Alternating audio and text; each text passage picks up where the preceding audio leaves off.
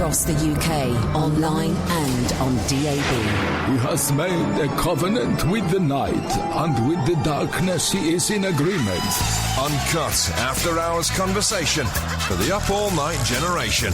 The Late Night Alternative with Iain Lee on Talk Radio. We'll get you talking. 0344 499 1000 is the phone number. The Late Night Alternative. Good evening, Alistar. Evening. Evening. Is that Iain? Yes, is that Alistar? How you doing? I'm all right. How are you? Oh, a bit weird at the moment. What does that mean? Drunk? Drunk? A little bit. Give us a call when you're sober. Give us a call when you're sober. I don't like you when you're drunk. And I worry that me talking to you on air when you're drunk is in somehow enabling you. And I don't want to enable you, man. No, I don't enable you as well. No, you don't enable me. But but I feel uncomfortable talking to you. No, you do. Because what you do every day is you say you hate callers. Yes. And certainly, Alistar, you about to have a go at me? There we go. Had to dump that. There we go. That's it. I mean, Alistar's one of our many listeners who has issues with alcohol, and we say many, many times, don't call us when you're drunk. Alistar, that was your last chance, man. Last chance. That was the last chance, wasn't it? I think so. Hang on a minute, Sam. Let's get that open. That has got to... I mean... I think so. I could see how that many... coming over the horizon. I saw it, yeah. How many times has he told me to F off now? How many times is that? Was that 4? And called me a C at least twice. Yeah, I think we're done. I think we have to be done, mate. Honestly, Alistar. Here's the thing, right? We took a really... we took a call last night from a young woman, in her 50s, actually. Okay. Here we go. Tamra, Tamra, our guest, was expecting a call at 11. Oh. Now, so we'll call her at 11 if she's cool. If she's cool with that, we'll call her at 11. Now, I wonder whose fault that might be. Well, let's not apportion blame, shall we? I'd like to. Did you? Did you get the timings wrong after I said to you, have you double-checked the time difference in the States because you got it wrong once before? Did you? Right. There's been a lot of to-ing and fro-ing and we changed days, remember? I'm just looking at the email. Yeah, I did say 11 o'clock. Okay, my bad. It's Graham Nash! No, it isn't, because we've got a phone number for her. I genuinely... Graham Nash. What happened with Graham Nash was the PR woman went on holiday and didn't give me the number. I'm so in love with you as a human being and as my best friend because we had this conversation, right? But anyway, we got an amazing guest coming on. We've got Tamra Simmons, who's the executive producer of Surviving R. Kelly, the show that we have been banging on about for about a week now, and it's incredible. And we're so thrilled that she's coming on and so lucky because I think this is the most important TV show of the last 15, 20 years. I think it's an incredibly huge story, and I cannot believe that it's not getting the... It should be front page news, right? And it's not. Here or in the States. And we've been...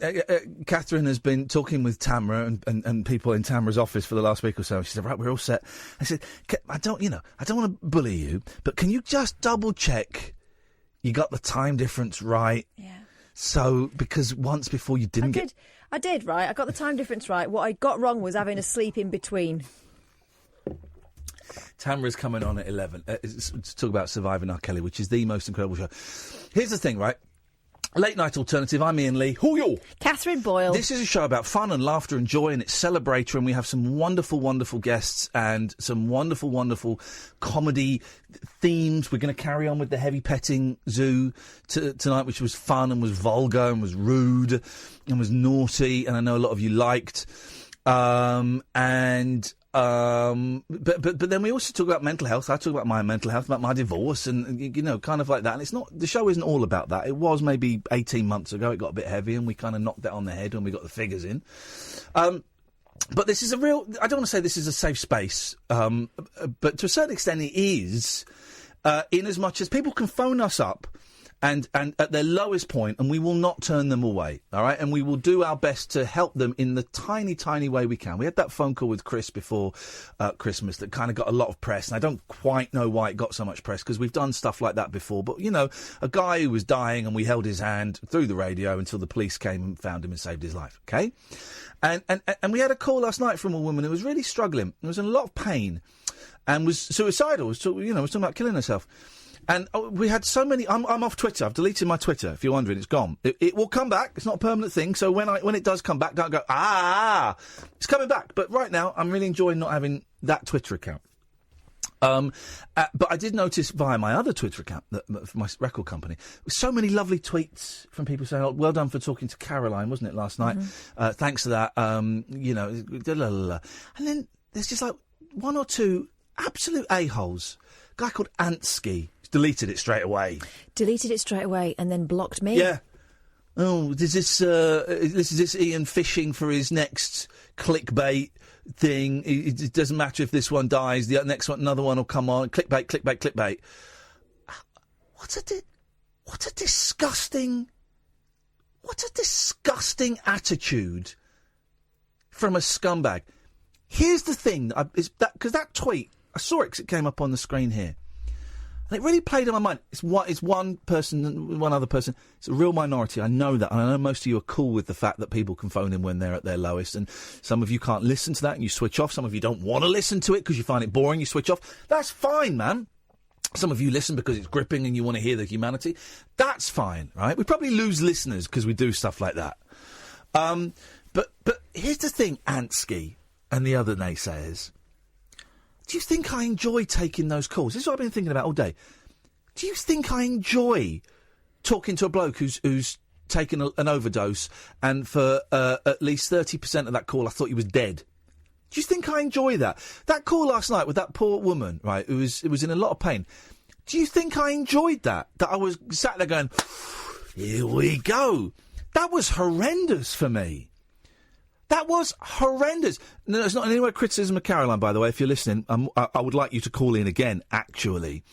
But listening to that poor person in pain, or any person in pain, and I'm not a therapist, I'm not a counsellor. All I can do is share my experience, and I've worked with some great counsellors and kind of share, try and remember some of the stuff they said to me. It's all I can do, right? But I'm a human being. I'm a bloke. I'm a bloke who's just got divorced, living on his own, and is miserable, right? So do you think, Antsky, that I've got a little boner going on when I get those calls? No, because what I do is I feel a tiny percentage of that person's pain, and then I take that home with me, and it gets in bed with me, it gets up in the morning with me, and it hangs around me all day, all week. I've still not got over the call from Chris. I've still not got over it. Right? And again, it's not criticism of Chris, not criticism of Caroline at all. I'm more than happy to take those calls. But how dare you suggest I'm thinking this is great for the show, this is great clickbait? How dare you think that Catherine, as you suggested in your tweet, is screening the calls to try and find suicidal people so that we can put them in there? The way this show works is Sam answers the phones, doesn't ask what you want to talk about, asks for your name and your number, calls you back. That's it. That's how we've worked it for nearly 3 years in this place, and that's how we work a bit of the BBC. That's how I've always tried to work it, certainly at Absolute, and for a lot of LBC, once I discovered that trick of not asking them, the callers, what they want to come on. So no, Catherine's not there screening for suicidal people. I'm not there rubbing my hands with glee. So shame on you for suggesting that. Shame on you, you scumbag. Right, and here's the other thing. There's only so much we can do for certain people. All we can do is share our experience and our strength and our hope and our stories, OK? And if that resonates with someone, then that is great. But there has to come a point as well where I have to go, do you know what, actually, you're really damaging to me, and I have to stop engaging with you. And I feel like an absolute C word when I do that to people that are in trouble. I feel like a C when I have to say to someone who's obviously in pain, I'm going to have to ask you to stop calling me. I feel terrible, I feel guilty, I feel ashamed, I feel like a failure. So Alistar's call at the start of the show is a real disappointment to me, because we've had 3 or 4 times, certainly 2 times he's called me and Catherine C's, and I think another 2 times where he's told me to F off, right, because he's drunk. OK? because he's drunk. I'm an alcoholic. I'm a drug addict, right? More than an alcoholic. I'm a drug addict, right? So I know what it's like to be in the throes of addiction. I know what it's like, right? I know what it's like to be powerless, to be pouring and sniffing and smoking stuff that I don't want to put in my body. And I know that it makes me an absolute a-hole. Cocaine turned me into just the biggest tosser you could imagine. I was funny for bits, for like tiny, tiny little bit. But then for most of it, I was a dick, right? And the rows I got and the arguments and the fights I got into with people I love because of cocaine, right? So me having to say to Alistar for the third or the fourth time, I think it is, we're not going to take your calls anymore. That makes me feel like a failure. That makes me feel like I've failed a human being. But I've got to set boundaries to protect me, to protect Catherine, and to protect Sam, and to protect you as well, dear listener, right? So, 4 incidents that when one of them would have got someone a ban from a station for a lifetime, 4, I think, really has to be the limit. So phoning up, and being drunk is an excuse, right? It's not an excuse, right? Phoning up drunk and telling me to F off because I'm, whatever it was, he was saying I was a bully or an enabler or whatever, right? I'm not having that. I'm not having that at all. So can we put a warning by his thing? Don't let him on the station, because I'm not having that. I'm not having him speak to me. I'm having him speak to you, Catherine, or you, Sam, or you, dear listener. I'm not having anyone do it, right? Why are we having a rant at the start of the show? Because I do think some people are starting to take advantage of the fact that we are very open and we are very honest. This is the most honest show on radio. Okay, it's the most honest show on radio, and there'll be people on Digital Spy going, "Well, you invite it on because you go and talk about being miserable about you invite it." Yeah, we do invite it to a certain extent, but also I have to set boundaries, and the boundaries are, you know what? You call me an effing C 4 times, I think you're banned. I think you're banned. Good luck. Don't send me an apologetic email. Don't send me an apology on Twitter, because I ain't on Twitter. Your emails are going to go straight to the bin. Don't send a tweet to Catherine to try and get round me. Oh, can you tell Iain I'm really sorry? Because she won't tell me. I've told her not to tell me anymore. I'm going to run into Mum. I'm not playing that game, OK? So, thanks for your call, Alistar. But I wish you success and sobriety. But I ain't ever talking to you ever again, unless we bump into each other in a meeting, in which case I'll be very happy to give you a hug. But until that point, put your phone down, stop calling me. Right? Thank you. 0344 499 1000. This is the Late Night Alternative with Iain Lee and Catherine Boyle on Talk Radio. The Late Night Alternative with Iain Lee on Talk Radio. Yeah, final thing. We've got some great guests coming up. A couple of people on the Talk Radio listeners page, which is a fun page to go and hang out. It's an unofficial. I would never go to the Talk Radio page. It's a cesspit of Tommy Robinson bum lickers. But the Talk Radio listeners page is a fun page if you want to go there and chat with some people. But I don't like why Ian's getting all these guests on at the moment. It changes the show. Yeah, well spotted, guys. It changes the show. Here's the thing. We only get people in, apart from a couple of... We had a slight pump with Claire a couple of weeks ago and a slight pump with Wendy this week. Was it this week Wendy came in or last week? Last week. And I think they both paid off. But we get people in that we really like, that are creative, that are intelligent, and that will bring something different, and that can certainly bring some enlightenment to your life. And having a Narina Palo, who is one of the best singer-songwriters in this country, sat in the studio for an hour and a half, just chewing the fat, that was a gift. I had a complaint. Well, not a complaint. A nice kind of slight moan. Oh, what a shame that she came in and didn't sing. That wasn't the idea. No. She came in to hang out with us. She got in touch with us, didn't she, via one of the producers who works here, is a relative of hers. She's saying, "Can I just come in and hang out for a bit?" What? Sorry, what are my top 10 singers? Yes! So we didn't make her dance for a supper? No, not at all. We played one of her songs, which she was mortified by, and she got to listen to Nigel singing. So no, we're going to have more guests. And I'm really liking... Here's what I'm liking, actually, which we did with Claire and Wendy, and we did with Narina, and we're going to do with a few others. I like them coming in for the first hour, and they're not just... And with Sarah Barron, they're not just there to sell the show, that they come in... This is a new thing from this year that we've kind of changed a little bit without really talking about it, but it seems to have evolved. Where they come in and they're sort of part of the show for the hour. And yeah, we'll plug the shows. Of course we will. We'll sell the record if that's what they've got. Of course we will. But we'll also take calls from Caddick and Nigel and from you, dear listener, and we'll play, heavy pettings. They become they come in here, and it's not an hour of. So when you first realise it's they become part of the show, and they play within the show. And we've got loads more guests coming up. We've got Jake Shillingwood coming up from My Life Story, who. A band I'd forgotten about, and man alive, I've been diving into their back catalogue. He's coming in next week. Jim Bob from Carter. He'll hate me saying from Carter, but Jim Bob, at least it's better than Jim Bob of Carter. Read his new book to find out why. Jim Bob from Carter's coming in the first week of February for the first hour of the show, just to hang out. He's going to use my a quote from me on the front of his book. Is he? Yes! Oh, yes! Which I'm thrilled about, and we get a mention. You get a mention in the thank yous. I get a little mention in the book. It's a thrill.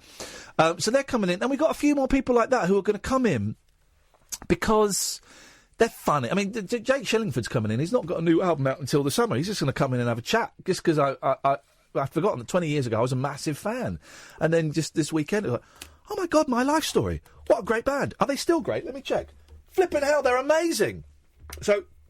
The people that don't like the guests coming in, unlucky. Unlucky, really. Here's the thing. You know they'll be here for an hour and a half tops. So if you want to switch off and not perhaps have, something new and artistic touching on your soul, then that's fine. And you might not dig all of the acts, the turns that rock up. You might not dig Narina. That's fine. But you never know. You might go, God, I've never heard of this Narina Palo. Let me go. Flipping heck, she's amazing. I've had 2 or 3 people contact me on Twitter since yesterday saying, who's this? And also, tell me more about Imani. Then our job is done. Then that's it. If we get 2 or 3 people interested enough to sniff around their back catalogue, that's our job done. Don't be so rude. That's our job done. So I know not everyone's digging the guests, and unlucky is all I'm going to say, because someone said before Christmas, you said after Christmas you weren't going to have any guests. I'm sure I said that before Christmas 2017. Yeah. I'm sure. Did I say it again? That was a pre-jungle comment, yeah. I think it was. I remember saying 2017, I want to not have guests for a while and focus on the craft of doing a phone-in show. But did I say that again last year? I don't think I did. No. And the other thing is that with we have a flurry at the moment. It'll peter out again because we're not going for. See, what a lot of shows do is they wait for the press release to come in and go, right, do I want this person? We don't. No. People occur to us in our lives. You might hear something on the radio or whatever, and then we go, yeah. Let's get in touch with that person. Oh, it's like My Life Story. They popped in my head because I've just read Jim Bob's new book. It's not out until March. So he's coming in to sell a book, which I'm more than happy to sell. But he's also a gentleman. And I read his new book at the weekend. It's brilliant. It's it's his life after Carter and the reunions and, thinking that he could still sell out quite big arenas and rocking up at venues. Not arenas, sorry. Rocking up at venues and there are 14 people in the audience. It's brilliant. Brilliant, and there's you should read it, Kath, because there's a lot of similarities between him and me in that he'll be at an event which he hates going to, and then he'll see someone famous that he knows and that he's worked with, but he's just too embarrassed to go over and say hello to in case they don't recognise him. It's brilliant. It's such a good book. But he mentions in there, for some reason, My Life Story, and that just sent me off down the little rabbit hole of going on YouTube and going, and so Jake from My Life Story is coming in just because I sent him a Facebook message saying, man, I'm so sorry, I'd forgotten about you for 20 years. I'd love you to come on the radio show and I'll make up for forgetting about you. And he's like, oh, that's great. So he's coming in. Yeah, and I've got someone in my pipeline at the moment. Oh, yes, you have! Kath's got a great one. Yeah, but I'm not saying because I don't want to jinx it. And also, we're going to go out on little missions. We'll start the show in a minute. We're going to go out on little solo missions. I want to hear Kath going out and interviewing people in your pipeline. That's a great name for a feature. Kath's pipeline. No, hopefully I'll pull them out of the pipeline. So there's stuff happening, man. And listen, the show is evolving. This is the best late night radio show there is. You know it. You know what are you going to do? Go listen to Duncan? If you've forgotten, just flick across for a second. I dare you. Maybe we'll show you a bit later on. We'll play you some Snorbrick. It's Brexit. It's Brexit. When we weren't in Tuesday, that's what everyone else is doing now. So just chill out. Chill out, guys. And by the way, not having my main Twitter feed, I have it still for my record label, and I'm using that to sell some records. I've managed to shift some old records that we released 2 years ago. Some vintage stock. Because it just dawned on me, we got loads of new followers that won't know what the first few things were. I managed to shift some old records. So I'm using the record label at 7A Records. It's got under 1,000 followers, but I'm just using it to sell stuff. But not having the @IainLee Twitter. Oh, my God, it's Pressure's great. off, right? Oh, it's great, Catherine. Won't be for her. I'm taking my foot off a lot of stuff in that we're doing less live shows for the moment. And actually, I've decided now that January, February and March, I've got enough in there. If anyone offers me any weekend slots now, between now and April, I'm going to say no thank you. We'll have to do it later in the year. I'm booked. I'm full. I'm done. We'll start the show in a minute, I promise. John in Highbury, put your phone down. You're never getting on my show again, you scumbag. So I'm just taking my foot off stuff. I've quit TV. I went into detail and explained that to my agent today, and I said, look, basically, if someone phones up and says, here's $1,000 for a day's work, of course I'm going to do it. If it's 500 quid for a couple of hours' work, of course I'm going to do it. But what I mean by when I quit TV, and I've kind of crystallised it, is I'm not going to go to any more meetings with heads of department, with the head of entertainment at ITV, with production companies who've got the idea that's going to get me. But, you know, a big meeting about me and Amir Khan going to Pakistan is a great idea for a show. We're definitely going to make this happen. Didn't hear another thing since. A meeting last year with these people that wanted to do a show where celebrities train to be coppers and they go out on the street. And I said, I don't want to do it. And they kept pestering my agent. We think Iain will be great for that. We really want Iain to do this. I kept saying, I'm not interested. I've got no interest. It sounds stupid. We really want... And after a while, I said, all right, I'll meet them. But tell them I don't want to do it. But I'll meet them, to be polite. And so I met them. And it was bullshit for 2 hours. They said, so why don't you want to do it? I said, it sounds sensationalist. It doesn't sound like my street. It sounds like a lot of work. And I don't fancy it. If I did it, it would have to pay really well. And they said, well, we think you'd be great for it because... And they went through all these reasons why they wanted me to do it with like 8 other celebrities. Mm-hmm. And at the end of the meeting, I begrudgingly went, all right, I'll do it. Never heard anything from them again. Never heard anything from them again. And this was like March. This was a year ago. This was like March of last year. The rudeness, the ill manners of these scumbags that work in television that think they're so flipping important. They got me to their Ponzi drinking club to sit with them for an hour and a half while they told me why they wanted me, persuaded me to go, all right, I'll do it then. Then never bother to phone me up ever again. Never bother to email me. You scumbag. Everyone's a scumbag. Not even to say it'd been shelved or whatever had happened. Oh, no, it's been made. Oh, I think it's been made. Wow. As far as I'm aware, it's been made with other people. That's incredible. This is scumbag. So what you're saying is you're not chasing it anymore? No, I'm not going for any meetings. I'm not going for anybody that gets in touch with my agency. We've got a great idea for Iain. Okay, tell me what. You tell me when you got a filming date and a fee, and then I'll come along and do it. But I'm not putting my name to anything. I'm not going to go and suck up to executive producers and commissioning editors and heads of IT. I mean, all the heads of ITV I met after The Jungle, and they go, well, you think you're great. We think you can do this. We think you. Okay, well, where did that go? It's all gone. So, no, I'm not doing that. Yeah, all right, if you say I'm free next Wednesday to film something for Lorraine for 500 quid, to film a couple of inserts for a competition. Yeah, am I free? I'm free, yeah, I'll go and do it. That's it. Well, that's it, guys. You can kiss it. And it's just nice to have some clarity on that. Showbiz promises are the most disheartening thing. Well, no. You've had it believing as well. them. Yeah, you know, it really got me down to the point where I didn't want to try for anything anymore because I was like, do you know what? I'm exhausted running after this. Yep. This was when I was trying to sort out... I used to work on a topical comedy show on local radio, which I know sounds crap, but it was actually brilliant. It had flourishes of brilliance, and it was the only show of its kind on local radio at that time. We were doing something new every single day, you know, and it was just nuts. And it was a 3-man band, and actually there was real talent there. And so I got told, oh, you must go and chase this. You know, people dangling carrots. Come and see us.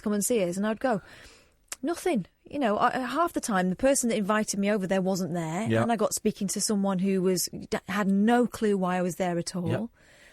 And I remember one particular person who was wonderful, Danny Greenstone, who's not with us anymore, a comedy writer, and he was the one that said, you mustn't give up, this is where you're supposed to be. Really made me feel like I could do it. And he introduced me to loads of people, and a couple of people were really kind and did meet with me and gave me some really good advice and some opportunities. But one person in particular, lied to him about it and said that she'd agreed to meet me for a coffee. I'm and it was all saying, gonna, yeah, I it was all believe going to be totally. sorted out. And I said to him, Danny, that didn't happen. She never responded to me. Scumbags. So there's a lot of BS out there, and it can be really disheartening. And I know for them, it's getting out of 10 minutes of discomfort. But actually, what it does is trample on people. Just tell me, right? If I rock up for a meeting and you go, oh no, you don't quite look how I remembered. I don't think this is going to. Tell me.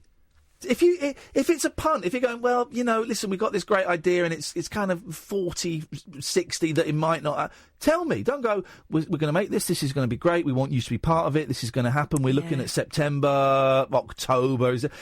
This copper thing, we're looking at September, October. How's that look for you? Could you get the time off work? And get stuffed, get out of it. I'm not a kid anymore. I'm not a 20-year-old chasing this. I'm a 45-year-old divorced bloke who's got a really steady job on the hosting the best late night radio show in the world with my best mate. So no, I'm not going to crawl around on my hands and knees and offer to lick the tip of your dick so that I can go. Oh, no, I'm not doing it. I'm done. No, I'm done. I get it. Done. Doesn't mean you've got to stop, Sam. You carry on. 0344. We've got Philip, we've got Dion, we've got Alan. We'll come to you in a bit. Sorry, that's a bit of a rant at the start of the show. I guess that was what was on our... It was a purge. It was a purge. And not the good purge when you can kill people for a day in America. 0344 499 1000, the late night alternative, weeknights from 10 on Talk Radio. The Late Night Alternative with Iain Lee on Talk Radio.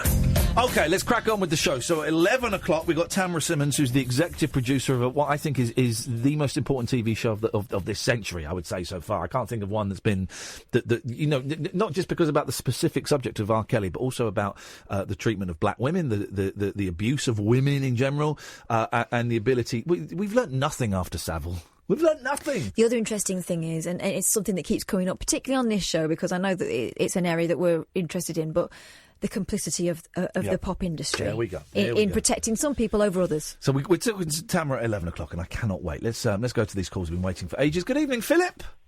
Hi, Ian. Hi, Catherine. Hiya, Philip. It's none of your business. What have you got for us, Phil?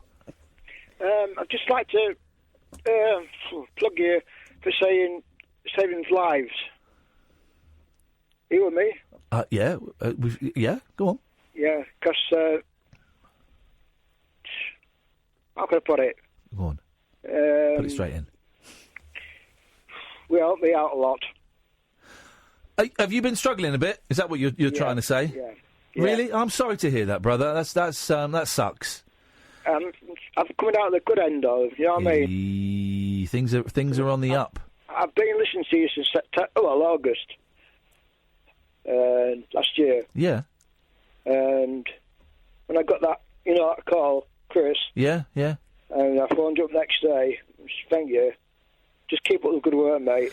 Well, thank you, Philip, and we both appreciate that. That is wonderful. But you're definitely on the upswing, are you? Think you're heading towards the light? Yeah. Beautiful. What? Without going into detail, was there anything that changed? Did you do something that helped you turn that corner, or was it just one of those things?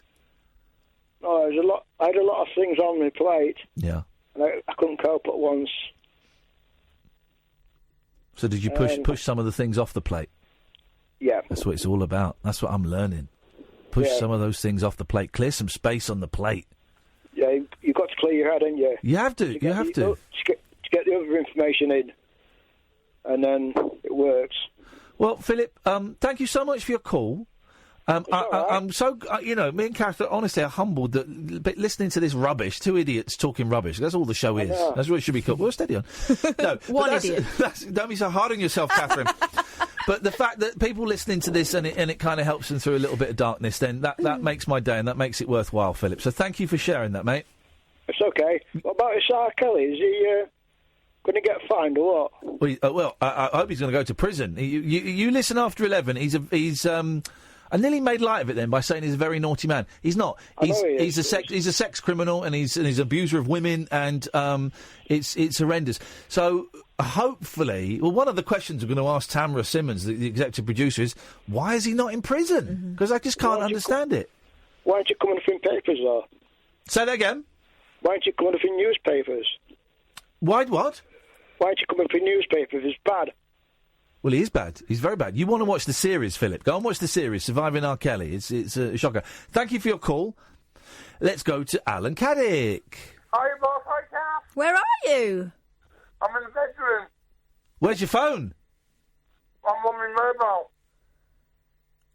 Are you on your own mobile, or are you talking into a mobile that you're... Are you on one of those mobiles that goes around a baby's cock? Because this ain't a phone that you're using. Oh, there he is. Hello? Because you're on loudspeaker. Oh, Alan. You talk to Have you learnt nothing? I can't deal with this. What's going on, Alan? Can you hear me now? We can hear you perfectly well. Before, it sounded like you were in one room and your phone was down the hall. There's trouble with smartphones. Yeah. Smartphones are not so smart callers. Oh, come on. Alan Caddick, unload yourself. I was reading an interesting story in the Daily Mail about someone who had a stroke. All right, Alan, thanks so much. You keep that vibe. We'll get a new one for tomorrow's show. I really appreciate that. Flipping heck. Good evening, Dion. Good evening, Iain. We didn't. We'll get another vibe tomorrow. Remind me to bring some vibe in tomorrow. And we'll just coast tonight. And tomorrow I'll bring double vibe. Just in case someone sucks it all. Good Ian. Good Ian. Good Iain. Good Dion. Good Dion. Good Ian and good Dion.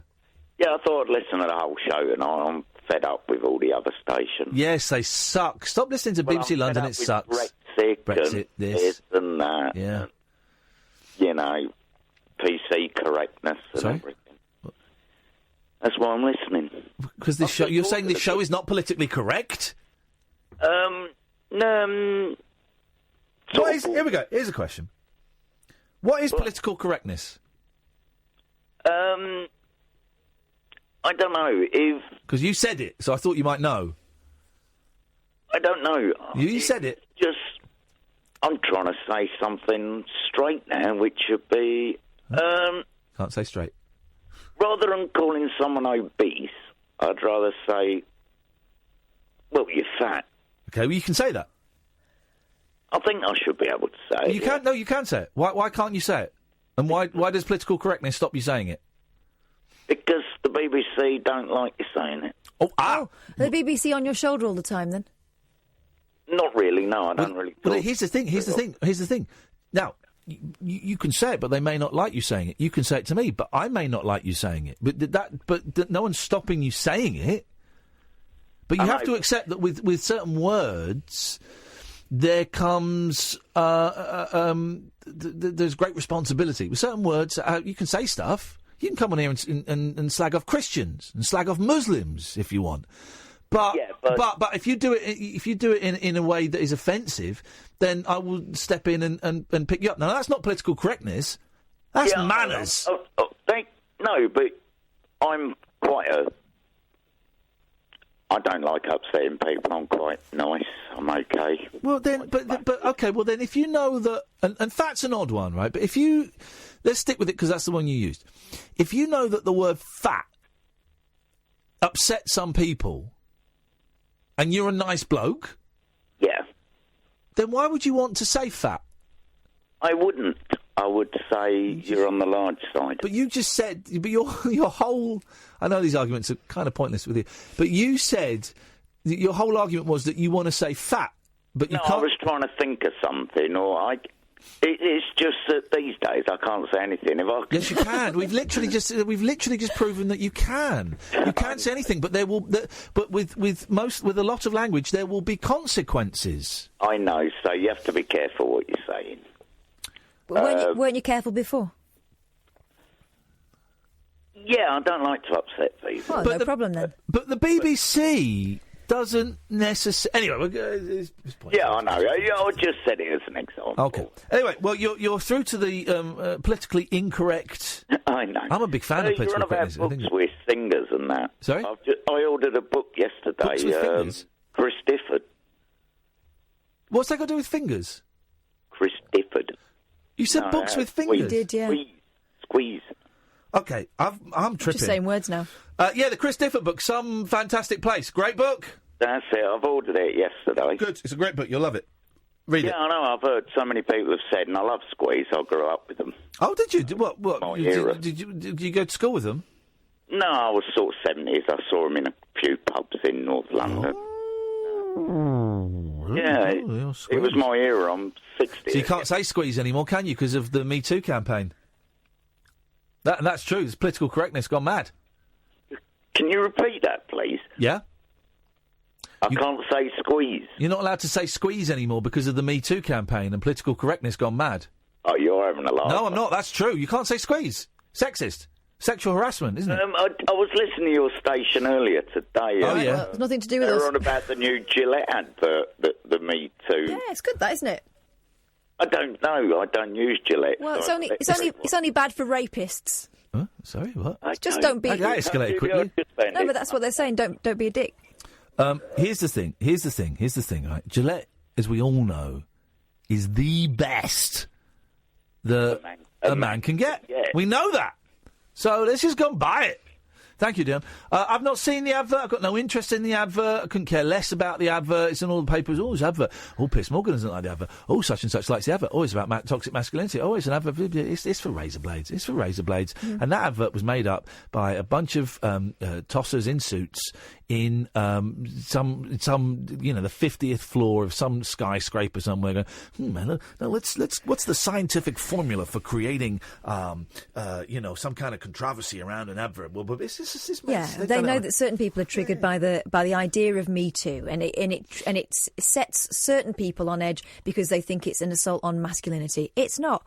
It's just saying. Do we all agree that sex assaulting is wrong? No, but I don't. I think it's even more. I think you can then peel that level away, and it's a dozen blokes, and 2 women, sat around thinking, right, what would the formula be to create... So we do razor blades, right? Everyone knows with Gillette, we do razor blades, right? What are we going to do? Add another razor blade to the thing, so we've gone from 5 to 6. What's the formula to do an advert that even the late-night alternative that doesn't even talk about this mainstream crap, that even they'll end up talking about it? Oh, let's do a non-rapey... that's all it is. They've got us talking about it. They've won, so let's not play their game.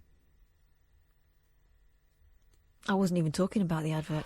Ooh, I was talking about the principle. Oh, principles. Are you silencing me? Yes, I am. Well, I'm being oppressed. Good.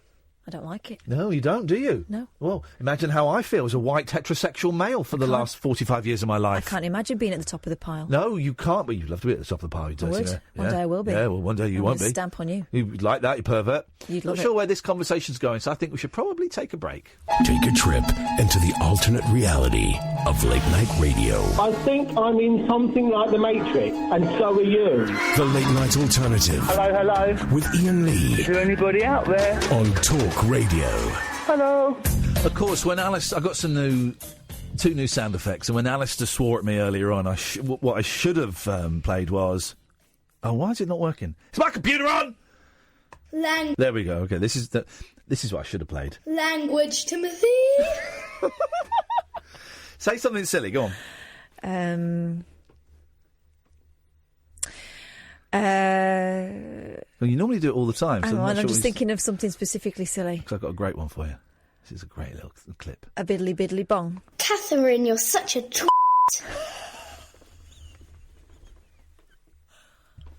Right, young man. Bed! That's my baby that turned 7 on Sunday. What have you done? I'm calling the Soch. Language, Timothy. Doesn't he sound grown up? He's gone. This is the progression of. Oh, no. Oh, it goes. So this is him. Ooga zaga, ooga zaga, ooga zaga, ooga zaga, ooga zaga, ooga zaga, ooga zaga, ooga zaga. That was then. This is now. Catherine, you're such a twat. It's a good one, isn't it? What's in his I hope he was saying twit. Was he? Or did you get... Wow, have you weaponised that kid? You know some of the bootleg recordings I've made of my children that I've sent to you? Yeah, but now it's been aimed in my direction. I don't like it. You can have it, Sam. I'll send you the MP3. He wants it as his text alert. Hey, someone... Dan, friend of the show, Dan... who lives in the United States of America. And Julie and Dave, we're coming to you in a minute, I promise, once said he would pay to have all of these soundboard clips. Shaggy Pony. You're a pervert. Do you want me to do it for you, rub it in? I'm David Babcock and I got my willy stuck in a hoover. I don't want to sell them, but if someone could tell me an easy way of, like, making an online soundboard and uploading these so that you can play with them at home or use them as ringtones or, you know, text alerts or whatever, I'm more than happy to do that. I'm more than happy to give that stuff away and put it out there. But I don't know how. So I don't know if there's anyone that could build an app for us, like a free app, or if someone could tell me a way of just somewhere that I could give it to you, but without actually me having to do any work. I'd be up for that. I'm totally up. I am totally He's up. definitely up for no work. I'm up for sharing this. Aren't your balls normally held back by your willy? I'm up for sharing the great philosophies of this show. But so someone can, no one answered my question. Someone, I'll show you in a bit. Someone can help with that one. That would be that would be awesome. Now this is turning to. I think we need to start more shows with an angry rebuttal aimed at 80% of our listeners. We need to violently eject them. Eject our listeners at the start of the show, because this is a great show. No one's listening because they've all turned off because we told them to. But it's a great show. Good evening, Julie. Good evening. I'm phoning you because I've watched the Surviving R. Kelly series. I watched it a couple of weeks ago when it first came out. Yeah, what do you reckon? It was one of the most disturbing things I've ever seen. I watched it with my daughter, who's 20. Yeah. And it just played on our minds so much, and I cannot understand how him and all the people around him are not in prison. Well, here's the thing, and then Kath mentioned this earlier. You're right. The people around him are complicit. There's like his. He's only in, I think, the first 2 or 3 episodes. His sort of tour manager and road manager and assistant, who's it took me like episode 2 to suddenly go, no, hang on, you were there. You were actually there helping get these girls.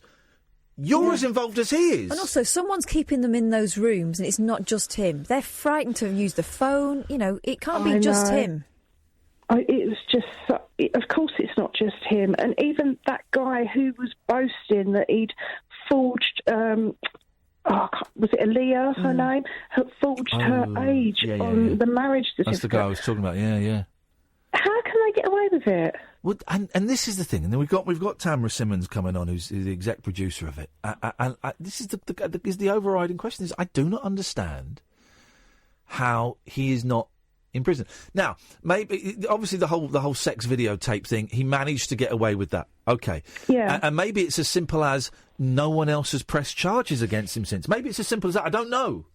Go on, Kathy, you're going to say something. He manages, money, I think money talks, and also he has power still, even though financially he's not what he was, and actually now people are shutting him down on the radio and stuff. But there are enough hangers-on whose livelihoods depend on it that he gets backed up, whatever he says. He must have the police in his pocket, I would Well, think. Did you notice, it was episode 5 or 6... There was an interesting point where they just, almost as a throwaway comment, the narration said he was tipped off about this by his friends in, I think, the Illinois Police Department. Oh, right, okay. So, and that was one of the things, that's how Savile got away with it, Julie, is because he was friends with all the police. It only takes one. Yeah, he would have the police round to his for card games, and he would buy them stuff, and he would go, so he has to have some of the police in his pocket. He has to. Also, people are still really impressed by him, aren't they? And people don't want to believe that it's happening. There were women outside that courtroom, there were women outside his concerts who were saying, I don't believe, they didn't believe other women. I don't believe it. This isn't him. They're just trying to bring him down because he's a strong, powerful black man, and so the world's against him. And so they chose their own version of what happened, despite the fact that all these women are talking about the same thing. I don't understand how anybody could not believe those women on those that had been filmed. I mean, there's no way they're lying about that. Well, I wonder if this... I know there was a thing on BBC Three, R. Kelly Sex Lives and Videotape, or Sex Girls and Videotapes, which I didn't watch. But it's on BBC Three, which is kind of a...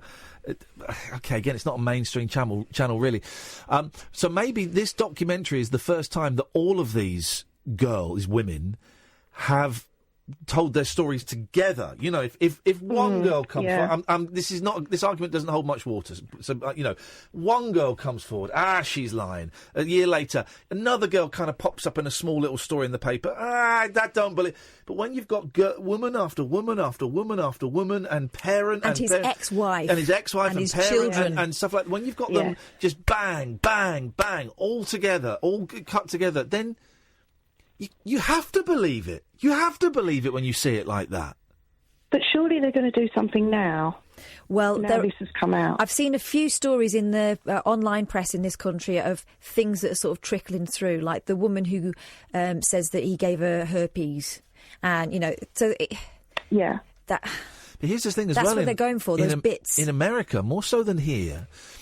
Money can buy you freedom. You get a different kind of justice. You look at OJ, you look at Michael Jackson, and also that first court case about the urinating on a 14-year-old girl. That got delayed for 6 years because he had excellent lawyers that could delay it for 6 years. Suddenly you got a 6-year-old case.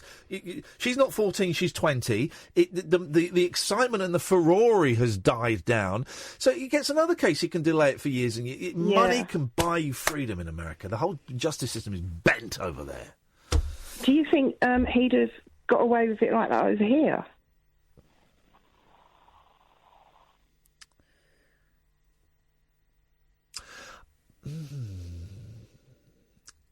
Well, I look at Savile, who got away with it. It's a really good question. I don't know. It's a tough one, isn't it? It's a real tough one. And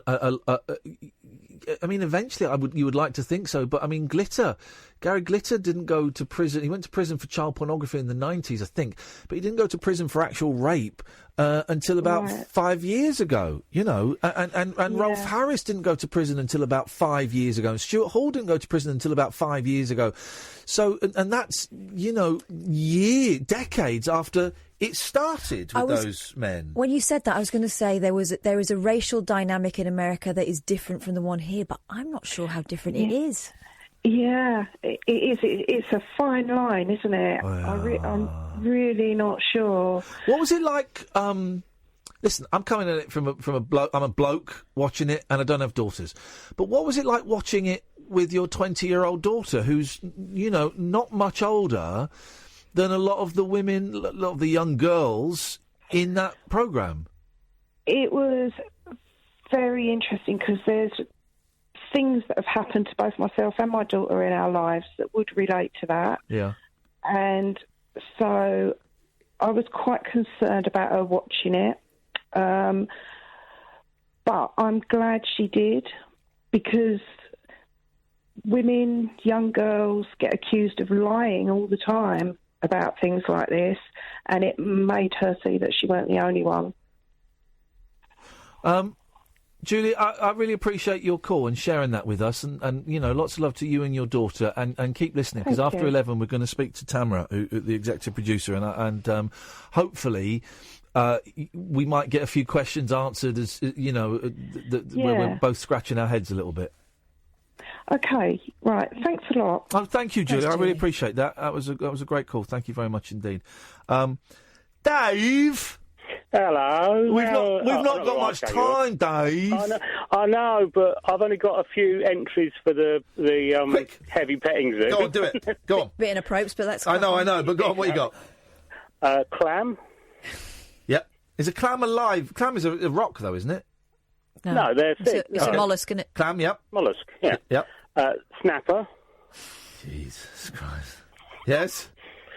And obviously cock. Right, thanks very much for your call, Dave. I really appreciate it. I'm so glad we squeezed that in. I know. Maybe we'll do that after midnight. Leave a little bit of space. This is the Late Night Alternative on Talk Radio. Across the UK, online and on DAB. The wild man of late night radio, Iain Lee.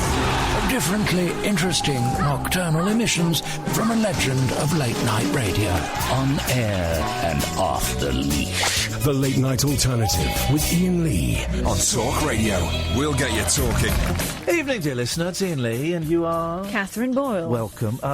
Just stay off the phones for a little bit, because we've got a guest coming up. We've talked about this show a lot the last couple of weeks, because I'd heard about it, and I'd read bits and pieces about it, and I thought, well, it can't be as bad as everyone's saying. It can't be. And it was... I'm talking about, of course, about Surviving R. Kelly, the show that we've watched online. It's going to be screened legitimately in the UK soon, starting on February the 5th on the Crime and Investigation channel. I think it should be on, like, BBC One or something.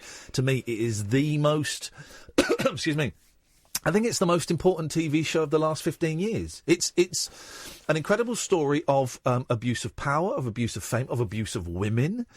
it's horrendous. I do not understand why this is not the biggest story. I was going to say showbiz story, but you know what I mean.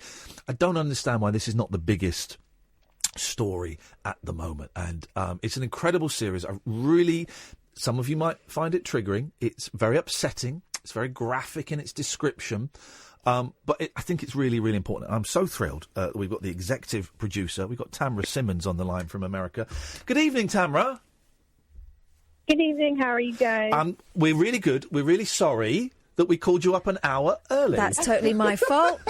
I was too eager. No, it's better to be early than late. That's what we thought. Hey, listen, congratulations on the series Surviving R. Kelly. I know it's a weird thing to say, considering the subject matter. Right? But we watched it. We've seen all 6 episodes. Honestly, I think it's the most important TV series of the last 15 years. How did you get involved? How did you end up working on this, Tamra? Well, thank you guys for the support and everything, and being able to speak on your platform today regarding it. So, about August of 2017. Another producing partner of mine, which you may have seen him. Tamra, sorry to interrupt. Ever so slightly, we've just lost you ever so slightly. I don't know if you've moved. Oh, can you hear me? Yeah, we can hear you there. That's it. Sorry. Don't move. Sorry, go on. Okay. Carry on. Go on. So one of my producing partners, Jesse Daniels, we were looking at some articles, and we were just like, these new allegations against R. Kelly, which we were familiar with the allegations about 10 years ago, but we didn't know that there was going to be these new surfacing articles that were going to come about. And so we just, we saw the family that was there in the news, and I reached out to them, and I just wanted to hear more about their story, their fight to find their daughter or hear from their daughter. And from there, we were introduced to other survivors who also had been in contact with the family and confided in them regarding their situation with R. Kelly as well. So there's a whole community has built up around amongst the women who have been victims of R. Kelly. Then there's support amongst the survivors. Yeah, it's almost like you talk to one person and then you realize that there's another person that was in the same situation. So then you become like this sisterhood. Yeah. And then you try to heal each other and say, they shared stories. And then there's some survivors who didn't meet until our New York screening. So they didn't even know some of the other survivor stories until they met recently in December when we were in New York. And then some of them didn't even know their story until it actually aired on the documentary. It's horrific.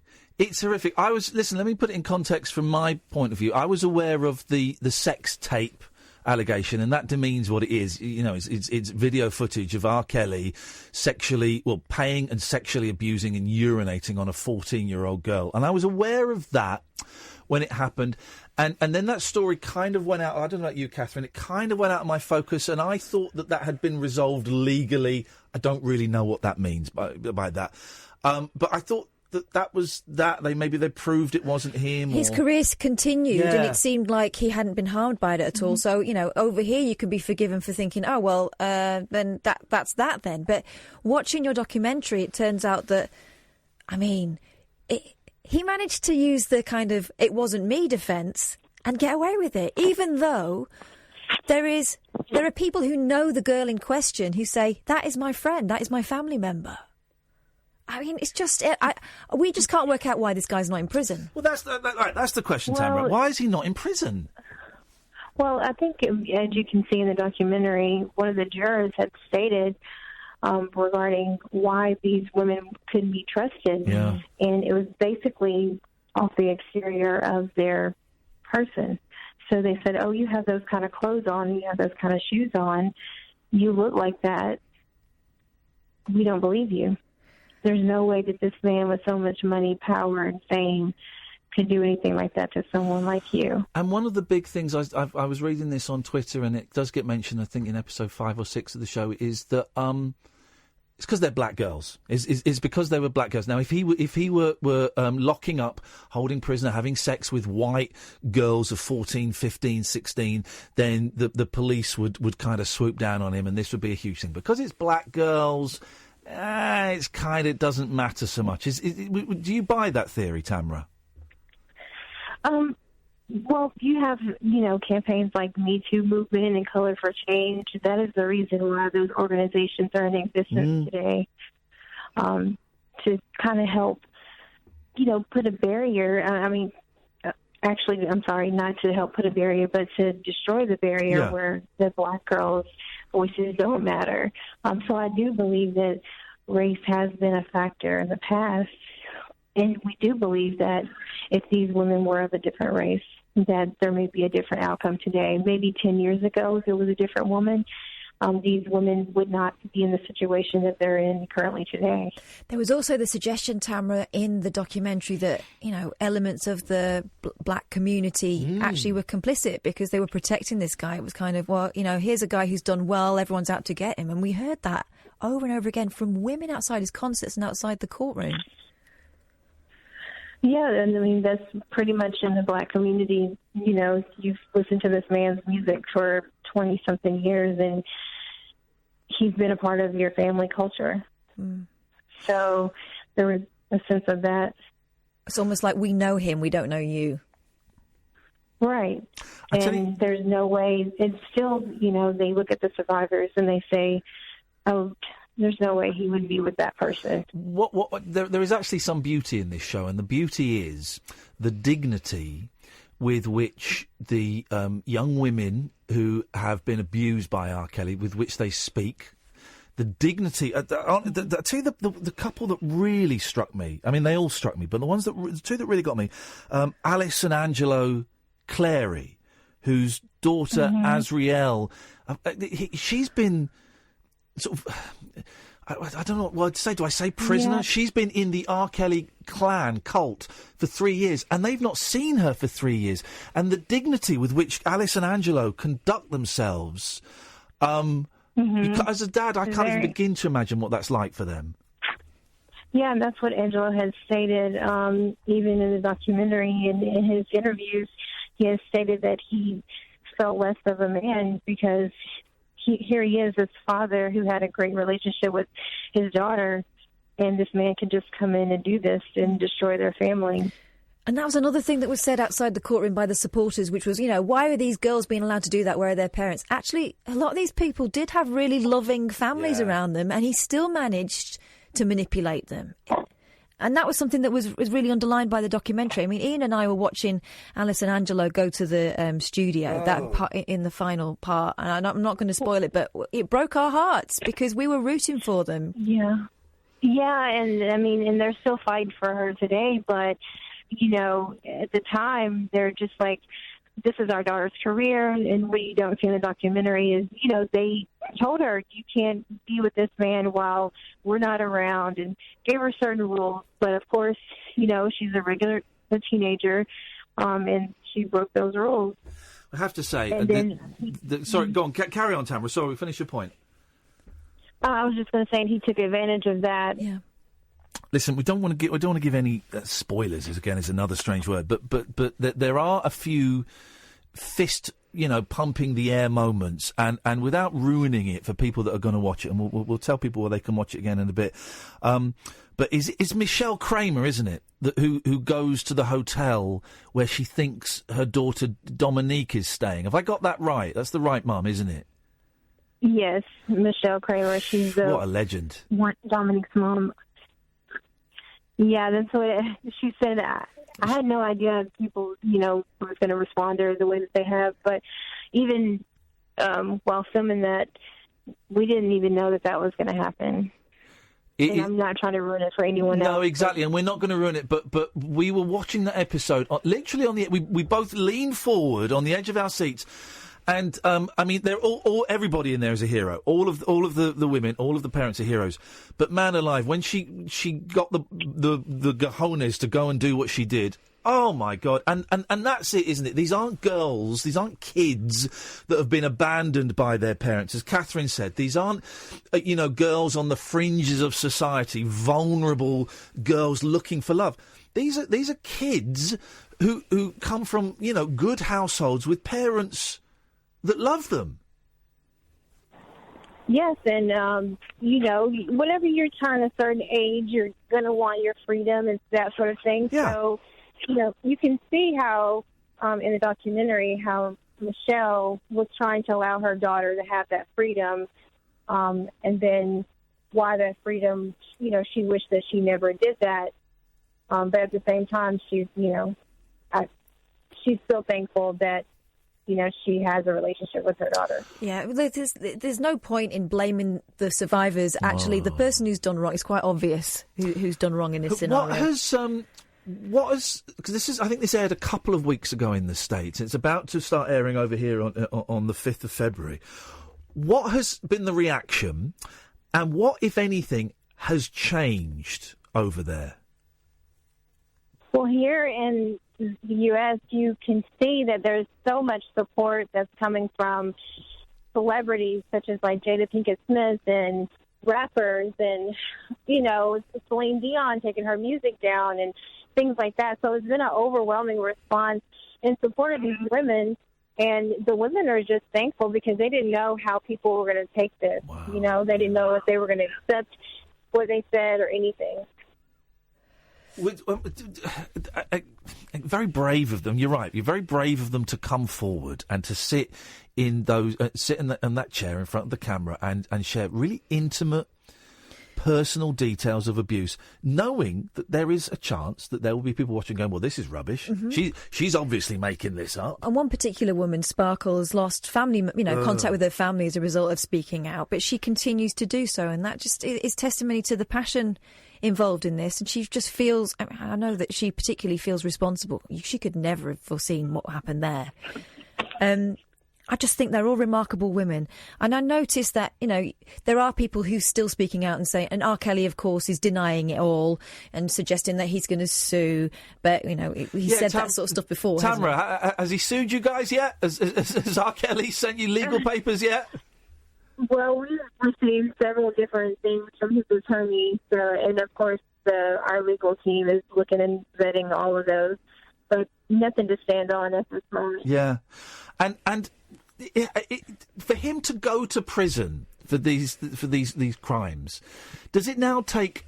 I don't understand the British system, let alone the American legal system. Does it take for one of these women to take him to court? Does that have to happen for there to be a chance for him to go to prison? I think there's several different possibilities for crimes that have been committed, but the legal system pretty much is handling that. Mm-hmm. I also want to raise the fact that Aaliyah's family are criticising the documentary and saying that it's lies and they're not going to stand by. Have you heard from them too? I haven't personally heard from them either. Tamra, how did you feel? I mean, 'cause here's the thing. We make TV programmes, we make radio programmes, and then we like to, at the end of it, go, well, that was good, and we feel very, very proud. And you should feel proud of yourself because you've told an incredibly important story.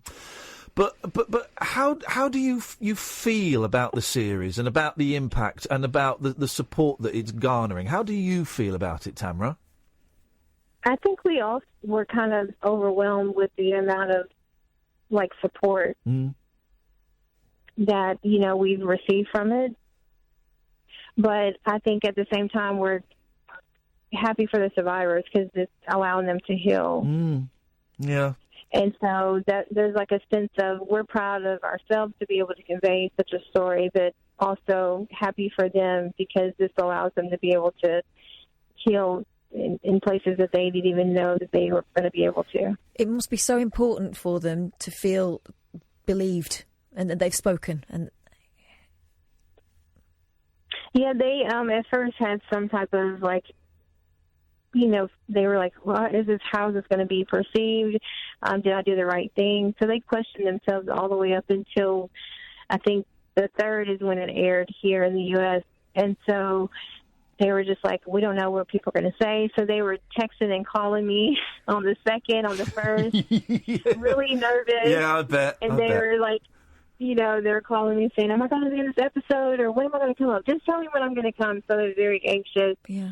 They just want to kind of get it over with. Tamra, listen, I wish you the best of luck with it. I think everybody, we've been talking about this show for the last couple of weeks, and I genuinely, this isn't, you know, me hyperbole or anything. I do think it's the most important TV show of the last 15 years at least. It's a really important story that I think exposes, you know, abuse of women, abuse of black women, abuse of power, fame, you know, and let's hopefully this scumbag, this pervert, this pedophile, this abuser will face justice of some kind, hopefully. Well done, Tamra, and we really appreciate you coming on and sharing your thoughts with us. It's a great programme, so thank you. Thank you so much. Thank you very much. And there's Tamra Simmons. She's the executive producer of Surviving R. Kelly. It's going to be on legitimately on the Crime and Investigation channel on February the 5th. One episode a week on Tuesdays. I'm going to be honest, we saw it on a Hooky website. It's out there if you want to watch it. I don't think Crime and Investigation are going to sue my ass. Watch it there, obviously, if you can. But it's out there, and I think as long as you get to watch it, it's incredible. It's incredible, and you'll watch. Do you know what? I probably made jokes about the P tape. I probably did back in the day. I probably did. Because we didn't know how it ended, did we? No. And when you look at it, and they say in the series that a video of, you know, a 30-odd-year-old man, whatever he was then, paying and then urinating on a 14-year-old girl, how that became the punchline for jokes. I felt ashamed. Yeah, I made jokes about that. I felt ashamed. Do watch it. It's incredible. Yeah, it's one of those things you won't forget when you've seen it. Yeah. Hey, you know this show. We do clunky gear changes. We can go back to messing around and being all frivolous and silly. If you'd like, the switchboard is empty.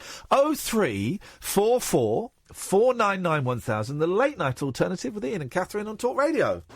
Uncut after-hours conversation for the up-all-night generation. The late night alternative with Iain Lee on Talk Radio. We'll get you talking.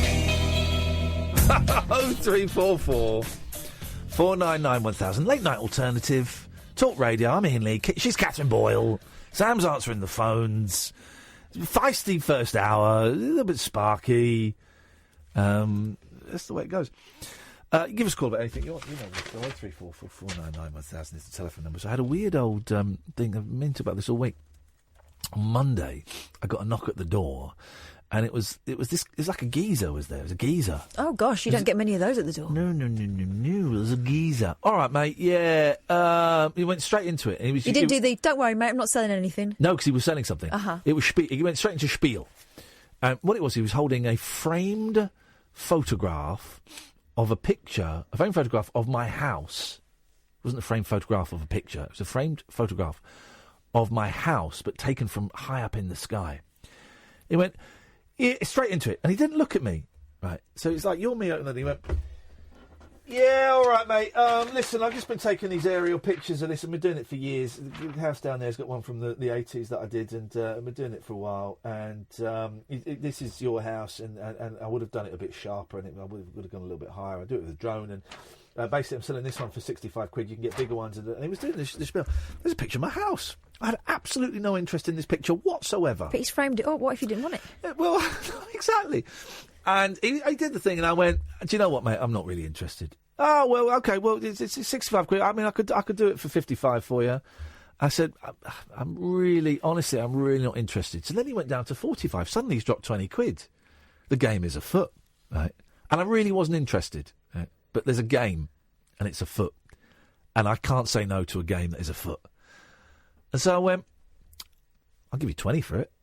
Oh, no, I couldn't go that low. I'll go down to 40. And I said, in that case, mate, we'll leave it. It wasn't interested, so we'll leave it then. I went to shut the door. He said, well, I mean, I could go as low as 35. I said, look, I'll give you 20 for it. And, but otherwise, I'm not that bothered. He went 25? I went, yeah, deal, fine. Now 40 quid. Now, and I didn't have any money. I said, I've got no money. So he gave me his bank details, and I just did a little bank transfer on the phone, because you can do it on the phone these days, right? And it's a nice picture. It'll probably go in the downstairs loo. It's a nice frame, actually. It'll probably go in fact, I might put a picture of the boys in the frame. But anyway. So it's a nice picture of my house taken from above. That you didn't want? That I didn't want. And I thought 25 quid. That's all right. It's a bit weird, mate. Why are you taking a picture of my house? Well, he says he's been doing it for decades. What, taking a picture of your house? Yeah. Weirdo.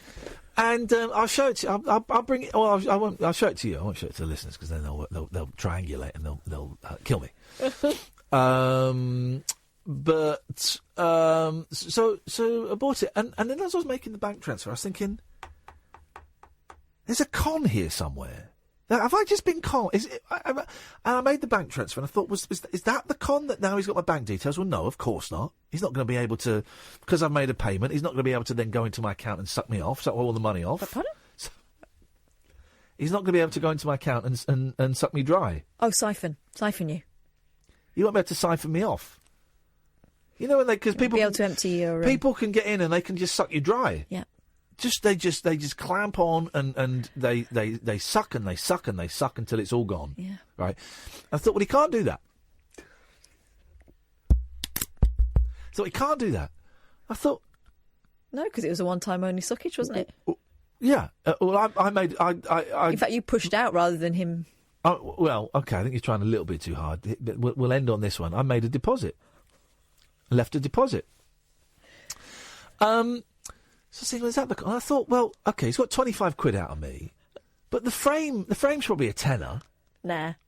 8 quid. Meh. 6. I bet you bought them in bulk. Oh, what, abroad. I've not been there. Bulk. The Balkans. Yeah. Yes. If you don't call up, this is what you get, darlings. The trick wasn't that someone was sneaking around your back way while he was in the front. Oh, the back of my house, the conservatory's gone. Hey! No, and I was thinking, right, no one's going to buy for 65 quid. My haggling powers are excellent. Thank you, Dad. But, I mean, 25 quid, that's all right, isn't it? Just for... Well, for something you didn't want, that's quite expensive. Oh, shit, I've been done, haven't I? Yeah. I didn't want it. If I knock on your door, you give me 25 quid. But then I posted... Well, sure. No, hang on, no, I won't. But then I posted online on a Facebook group. 35? I posted online on a local Facebook group. Has anyone else had this?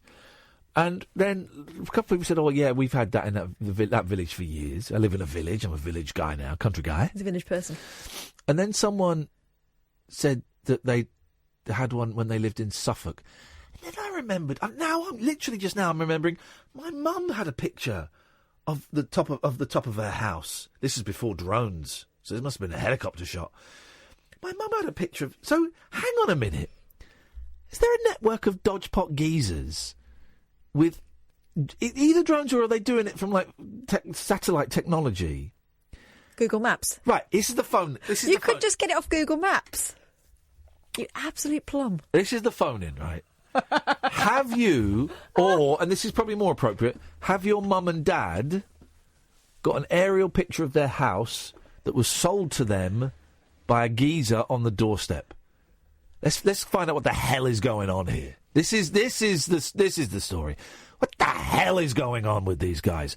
0344 499 1000. 0344. The phones. There's a delay. The phones are going to go mental. Have you or your parents bought an air? I've never bought anything at the door. I'm not buying dusters from people pretending to be deaf. Oh no, they're not that when they come at my door. What are they? They say that they're out of prison. Well, they've stolen them then from prison. No, they're trying to go straight. I never buy Duster wise. Door to door. Never do it. Never do it. But this guy got me. This guy got 25 smackaroonies out of. Well, as you know, we heard this. He cannot enter me and suck me off. But I happily gave it to him. I happily gave it to a strange man at my door. I did it fast. It was hard. But I did it. I gave it to a strange man at the door. You weren't expecting it either. No. Very, very...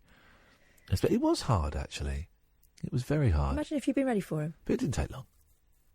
I was in and out like that. So this is the phone-in for the next hour and a half tonight, and then the next 3 hours tomorrow, and then probably I would say most of next week. We may have to cancel Jake Shillingford from My Life Story because we're going to be doing this, unless he's written a song about it. Also, sad news if you want to have a Brexit programme because we're not. No. We're overriding it. Have you? Here we go. Here come the phones. Have you or your parents got an aerial picture of their house that a geezer has sold them on the doorstep? And how much did they pay for it? Let's see who got the best You're trying bargain. to make yourself feel better. Yes, I am. So this whole... Hang on, Catherine. 25 quid you could have spent on your children. That's what this whole show is about, is trying to make me feel better. Did you just realise that? 5 years into our working relationship. Here we go. He's a vile troll, but he might help us tonight. It's Ollie. Good evening, Ollie. Hello, Iain and Kath. Hello. Ollie and I had some great PUBG gaming action. I don't know what that means. It's shootsies. We played some shootsies at the weekend. It was great. Anyway, I was the best. We came second, didn't we? There was a lot of top figures. We didn't even get into top 10 most of the time. We did play a game once where we came second, and it's because I went and did a crazy run. I ran into a shed and we just started shooting everybody. Is it one of those games that attracts all the racist boys? Me and Ollie are there, so yeah. Ollie, have you or your parents got a picture of your house taken from above that was sold to them by a man on the doorstep? No, but... What have you called them for then, mate? Come keep the lines clear. I'm getting there. Don't come there. I work in the library, and people come in for aerial photos, and I think that's where they might have gotten from before drones. And you can get a print out for them for £pounds. What do you mean they're coming for aerial? What do you mean aerial photos? Explain yourself. They used to do surveys of buildings. So every decade or so, they do aerial photos of everything. This guy. Well, this is the thing. This guy was younger than me, and he said he'd been doing it. He'd come and do one every 10 years. Yeah. And I've been scammed, haven't I? He said he'd been doing them as far back as the 70s. Well, what? When you were 5? But that's I go through decades worth of. But how good a quality are those photographs? Sometimes they're really good, sometimes not so good. Because this is sharp. I think you can get a proper sharp one, or it's like Kath's thing where they just go on Google Earth. Here's the thing. Now, I don't want that photo. I want my money back because now I know I've been scammed by a guy. Well, you haven't. You bought the thing that I did. No. I bought a picture that he's taken with a drone. Except he didn't. He'd been to the library. You bought his tall tale. Is what you bought. And he was 65 quid. He was going to sell it to me for. It is weird though, Iain. I'm with Kath. It's somebody's taking a picture of your private property from above. What if you were doing something in the garden? Well, he was very specific. He said, I took it in September last year. And I was like, all right. And then I felt guilty because he said, were you here then? I said, no, I didn't live here then. I did live there. Stop laughing. What are you laughing for? This is serious. This is really serious, Oliver. Ollington. Right. Well, then this is... but hang on. Who's taking pictures and selling them to libraries then? It's just freedom of information, isn't it? Is you it can not get anything. Ordnance Survey? Don't they have to do it? Yeah. There's some survey thing that they do, the council does as well. I don't know the history, but I just know you can do it, and I've gone through people. Okay, well, Ollie, I hate to break this to you, mate. You owe me 25 quid. Well, I get a picture of your private property. You don't get the picture. No. The picture will be destroyed once you pay me £25, son. But why do I get that cost? Are you doing anything weird in the garden that will up the price? Yeah, I dug a hole. I dug a circular hole in the ground, and I was humping it. I was initially going to put my swing ball in there. Instead, I started to swing my balls in there. Oh, right, okay. Kath? Yeah. Sam's thinking, Come on, guys, That'll please. do, man. Up your game. Up your game where I'm going. Talking about balls. Yes. We haven't got to the bottom of the ball holding the penis back. Well, I know. Language, Timothy. Here's the scenario. Let's just refresh ourselves on how Catherine thinks male genitalia works. Aren't your balls normally held back by your willy? Catherine, you're such a So offensive. Here's the scenario. You're face down in bed. Where are your balls? Between my legs. What's in front of it? In front of my legs. What's in front of it? Or do you put... Pee-pee. Because surely you wouldn't be able to sleep if it was anywhere else. I was not expecting a pee-pee. Would you? What do you mean? Well, I can have it in between. You know, like if Nellie the elephant was raising the trunk. Oh, I've just got that. Do you know what I mean? No. She packed her trunk. She's an elephant. Yeah. It's a trunk. Oh, the briefcase. Yeah. I've only just got that. That's what it mean, a trunk, her nose. Yeah. So she's not packing. But also, it's a case, isn't it? Yeah. But is she not play on words? Is she She's not packing a big case. Is she packing? No, is she packing a big case? She's probably both. You can't pack a trunk, really. You put water. Oh, so I was right. Stick water up it. So I was right. She has got a big, heavy suitcase. But she also has a trunk. Which is ridiculous, because she's an animal. I mean, why would she have a suitcase? Well, she needs it so they eat donuts and clean themselves. They need the trunk. Very clever song that I didn't realise. Anyway. What is she'll be coming round the mountain when she comes about? Well, my granddad Joe told me it was about my grandma Florence, and I believed it for many years. She used to come a lot, did she, around mountains? Well, I've got a feeling I was caught in the middle of a joke I didn't get. Right, OK. Now, in retrospect... What was her name? Grandma? Florence. Grandma Florence. So she used to come a lot. Around... No, Ollie, please, mate, please. Don't, mate, don't. So your Grandma Florence used to come a lot... Around the mountain. Around mountains, and she was coming when she came. Well, aren't we all? Who was the mountain? I think it was like the Pennines. There weren't very many mountains where... You don't have to take this from him. He's a vile troll. I'm cutting this loser off. He's being offensive. He's being offensive. Honestly, I believed it. And my granddad said that he caught her in the wild. He had a big net. He found her in the jungle. Oh. Believed that as well. Gosh. I believe so many things. Was she wearing pink pyjamas when she came? Or she'd whip them off? Well, so the story goes. Here's what I like to call a text from Katie Fraser. My dad and stepmother didn't have an aerial picture taken. Oh, thanks for sharing. But if you didn't have a picture taken, 0344 499 1000. But do that between 1 and 4 o'clock in the afternoon. But a local artist came round to their house and decided to ask whether he could paint a picture of their house. It was a great picture too. So hang on a minute. So this guy, D.G. Simmons, whatever his name was something like that. He hadn't taken a picture. He'd just gone to the library, where they take a picture every 10 years. And I feel so... I knew there was a scam. No, it's not really. If you're happy with it. I'm not happy with it. I didn't want it. And I've given him 25 quid for something I could have got from the library for free. You have got 40 minutes of radio out of it. No, but I've booked all next week to do this. Boom. That's 25 quid's worth. If you've got a picture of your house from the above, or your parents have, first of all, have I got it for the lowest price? I bet no one was as hard as I was when push came to shove. Okay. You played hardball. Oh God, yes. Before you relaxed and let him have it. He submitted to me. I was hard. I went in fast. I dominated. And I took control of things. And I turned him round. And I went in hard. Yeah, but now in retrospect you're realising that he's the one that did you. Sam is actually going, guys, please, really? He screwed me. G, have you got a picture of the top of your house? No. However, I've had the dude come round and offer me one. What now? How? All right, and did you see the picture? This was AJ Fitzsimmons. Oh. So it must be a whole scam circle of them. Well, or a legitimate business. Yeah, hang on. Was it really like 2 letters and a surname? Yeah. Right, don't keep saying it, because I'm sure he's a legitimate businessman and his services are great. But mine was 2 letters and a surname.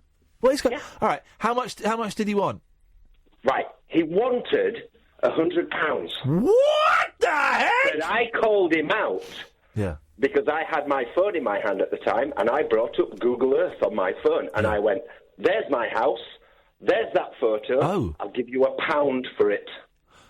Did you get it for £1? No. But hang on a minute. The images on Google Earth are rubbish. I mean, it will look the same because it's the same thing. No, but it's the same angle and everything, right? But the images on Google Earth are crap. No, Google Earth images are high quality. Right, hang on a minute. Let me go to Google Earth. They're 4K. Steady. Google Earth. Right, let me go to Google Earth. I'm in Google Earth. I'm going to type in... Oh, come on, man. Jeez. Quickly. I want to see the image of my house from Come on, Ian. Pop your zip in. Right, get out of here, you dirty man. I mean... Okay, so what do I do? Search. Here are skip that bullshine. Search. My address. Which you'll notice, dear listener, I'm not... Oh, it doesn't...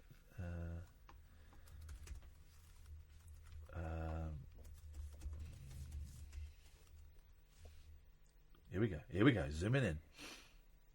If it's the same, I'm going to be so angry. Zooming in. Well, it doesn't zoom in. Right, how do I make...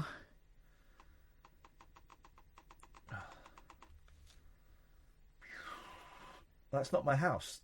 That's a field. All right, we want to go to there. Oh, this is absolute balderdash. This is great fun for you guys. Me looking up my house on Google Earth. You must be loving this. This is award-winning stuff. There's the train line. Right, go to the ads. The wild man of late night radio. The Late Night Alternative with Iain Lee on Talk Radio. We have ways of making you talk.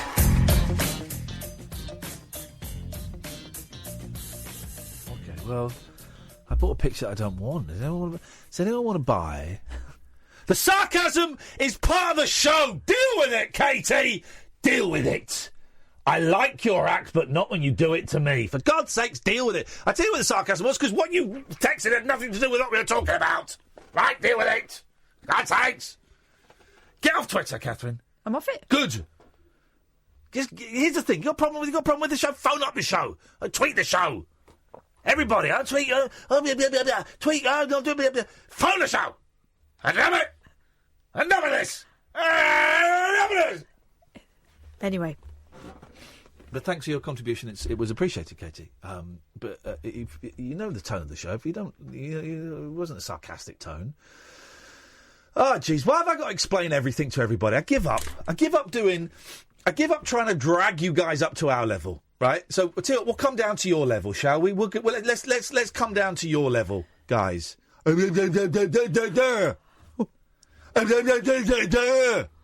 come down to their level. Come on, Kath. Let's stop doing creative art that you got to think about. Let's stop doing intelligent dick jokes.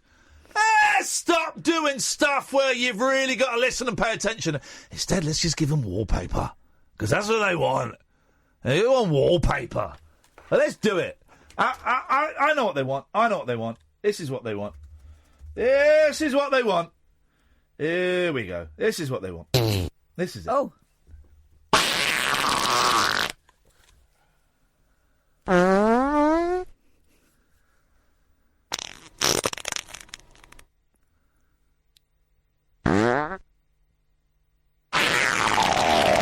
my God. I'm doing these live. I'm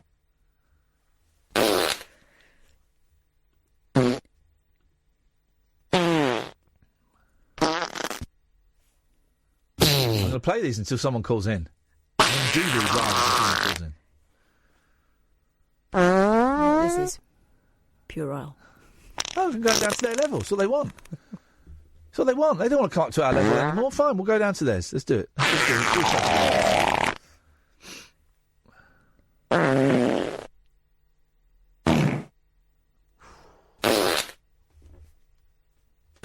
we got a call, so you got lucky. A brief pause in the proceedings. Good evening, Alan. Hello, Ian. You're right, mate. It's Alan calling. How's it going? What do you want? Just a quick one, really. Yes. I've got a question for you because you seem to be going off on one about the picture. So I've just got a quick question for you. Yeah. My mum, right? I was at my mum's workplace. Yes.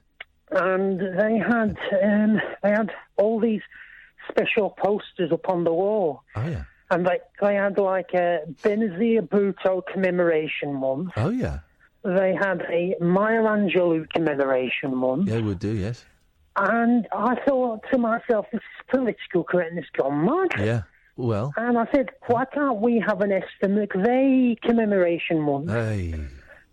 And anyway, so I talked to my mum's manager, and she went, "Oh, because Esther McVeigh's not dead; it's only dead celebrities." Yep.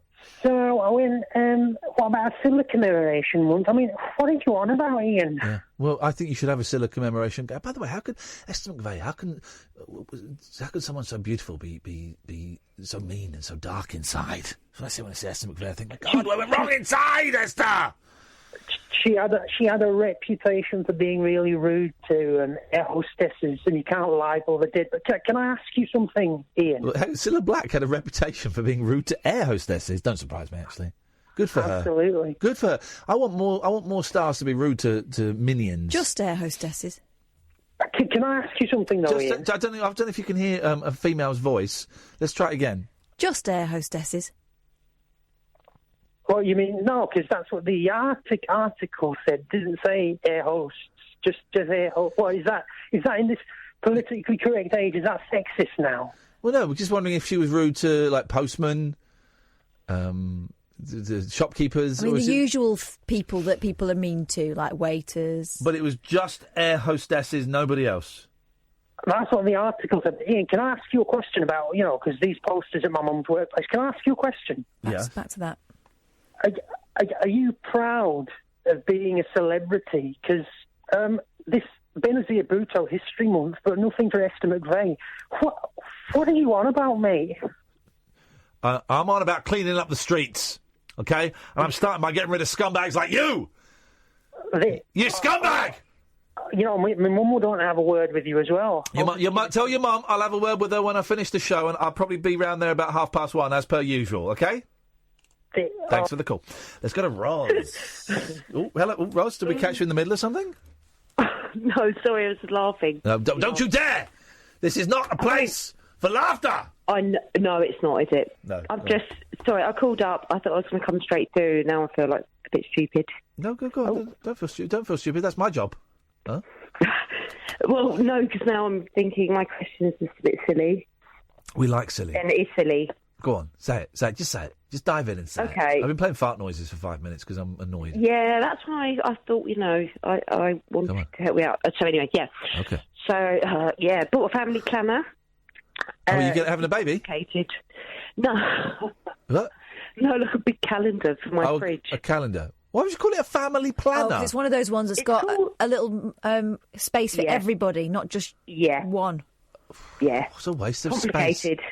Very complicated. Just get a calendar and write on it. If I send it back, it's like 18 quid. What the hell? Well, I bought my boys a fortnight calendar for £8.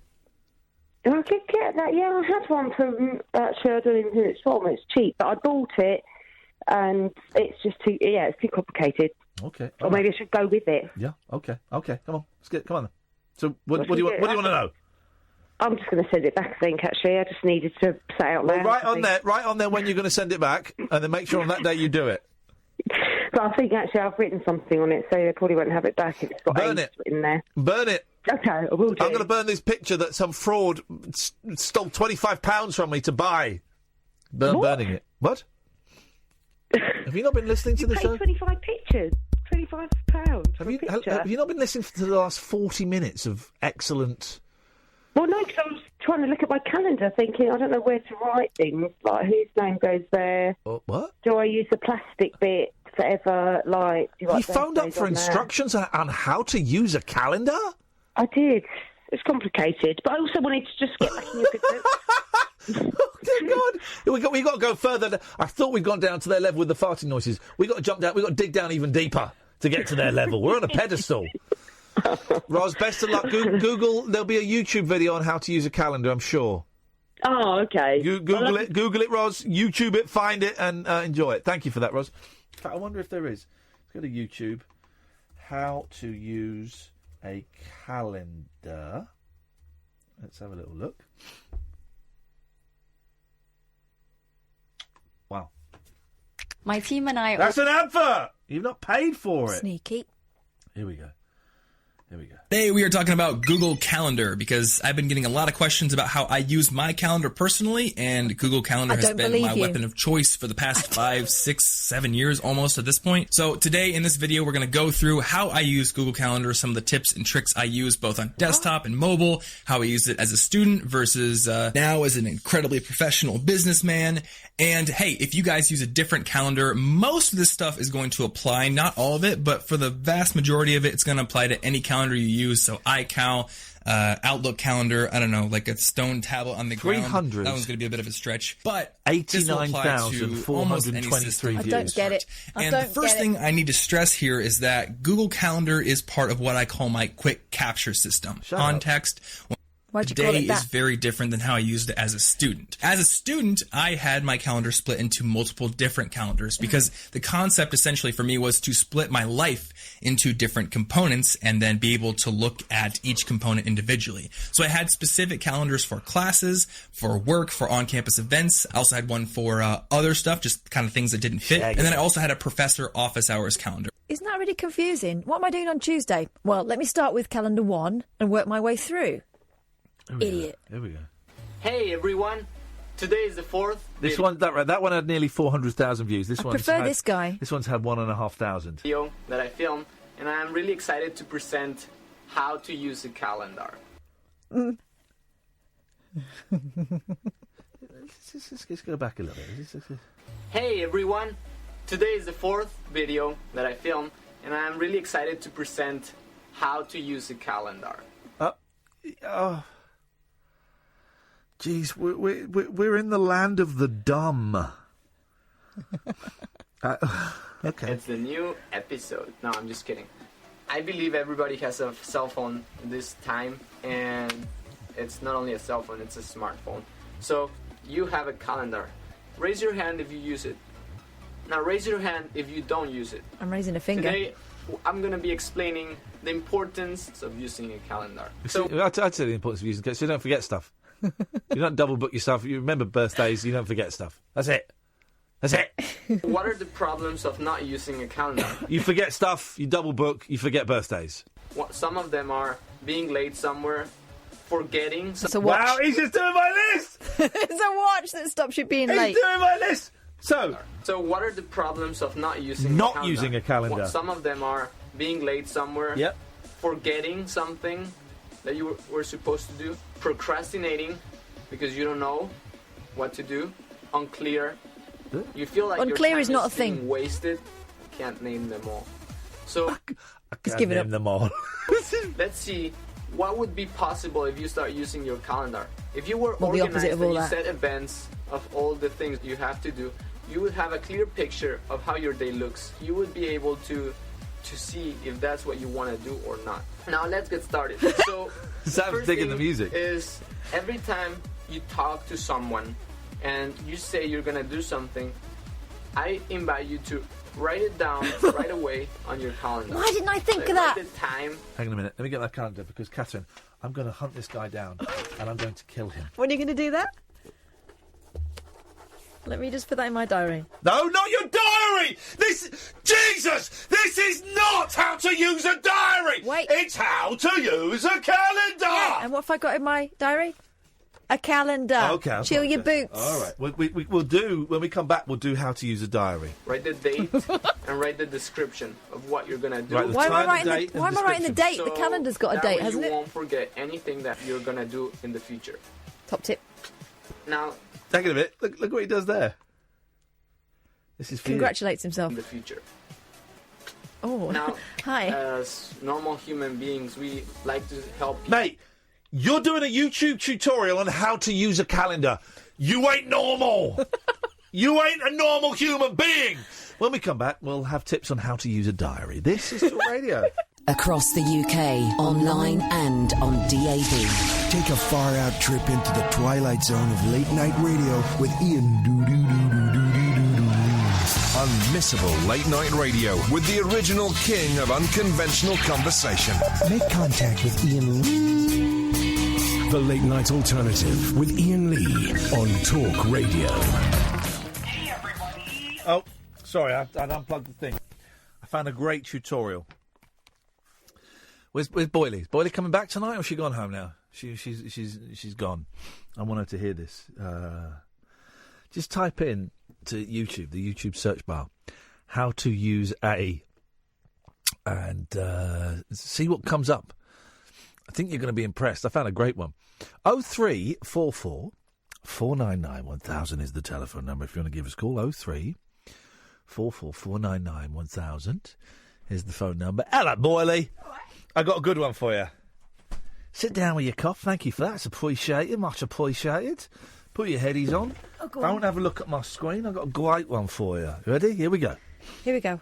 Hey everybody, I'm here today to show you how to use a can opener. What? It's a very simple process and I will be walking you through it with step-by-step instructions. So let's get right to it. You're going to take the can opener and you're going to take the can. Now, I like to hold the can in the air a little bit. I don't like to do this with the can on the counter. I like to take the can and just raise it off the counter just so I have a better grip of it. Now, if you take a look at the can opener, there are basically two wheels. Now, the goal is to use this sharp wheel and get this sharp wheel on this part of the can. You want to get the sharp wheel over the lip of the can. Over 600,000 views. Open the can opener just like that. Bring the sharp wheel over the lip of the can and then squeeze it tight. Squeeze it tightly until it clamps onto the can, just like that. Now, as you can see, it is fully clamped onto the can. We're living in the age of the idiot.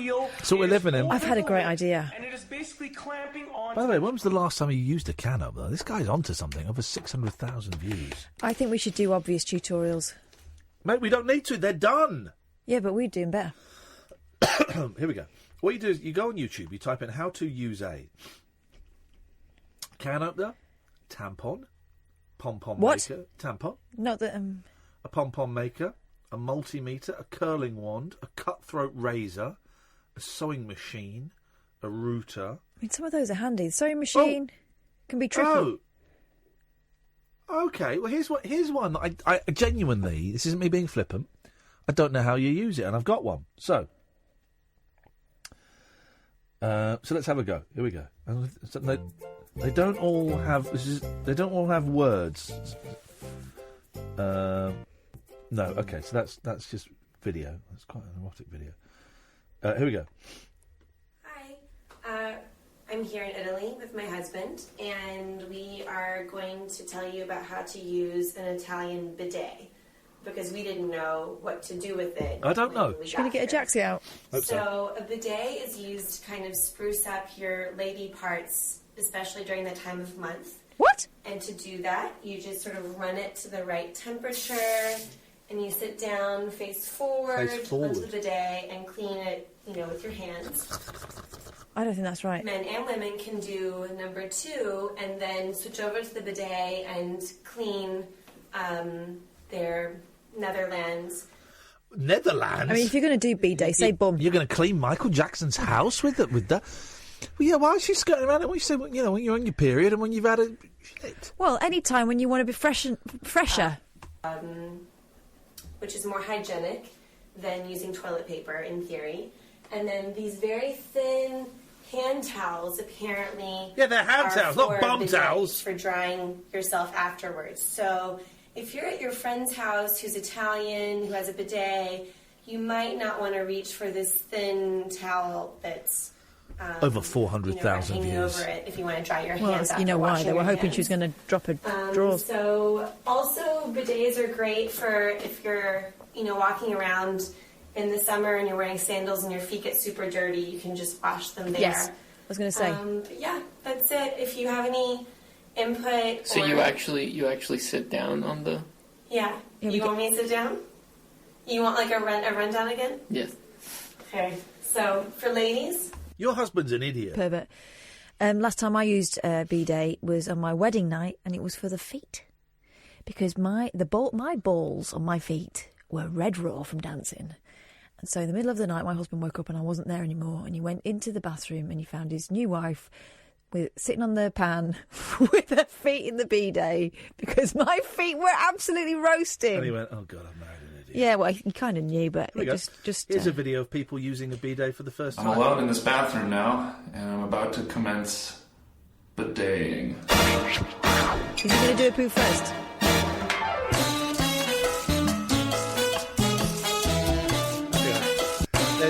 There's captions come up. The bidet is a plumbing fixture used to clean the inner buttocks. I haven't got inner buttocks. What, like you got two sets? It is popular all over the world, especially in Japan. As of 2009, over 7... Bidets, really. I've never had a need or a want to use I've got one. The dingleberry issue is a common one for men with sort of my follicle situation. Oh my I'm a little bit scared. I've never had anything in that area before. Yes, you have. Up yes, in you that have. area before, so. Come on, love. The butthole's just like an untapped place for me. What? That's what that young lady said. I thought I heard something. Let's just try that again. That area before, so. The butthole's just like an untapped place for me. Also, she's got a hat on in the toilet. It's just like Why? an untapped place for me. I've seen bidets before. I've never seen one with so many buttons. There's a wash on button that is very clearly water going up into a butt. The bidet on button makes no sense. It's like a face, which is freakish. I do really like this heated seat function. I think that's not technically a bidet. No, that's it's a just a Japanese Japanese super toilet. toilet. Yeah.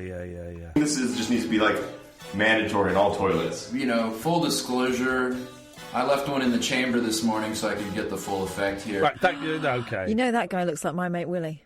Does he? Yeah. Sort of stuff he'd say as well. Dirty boy.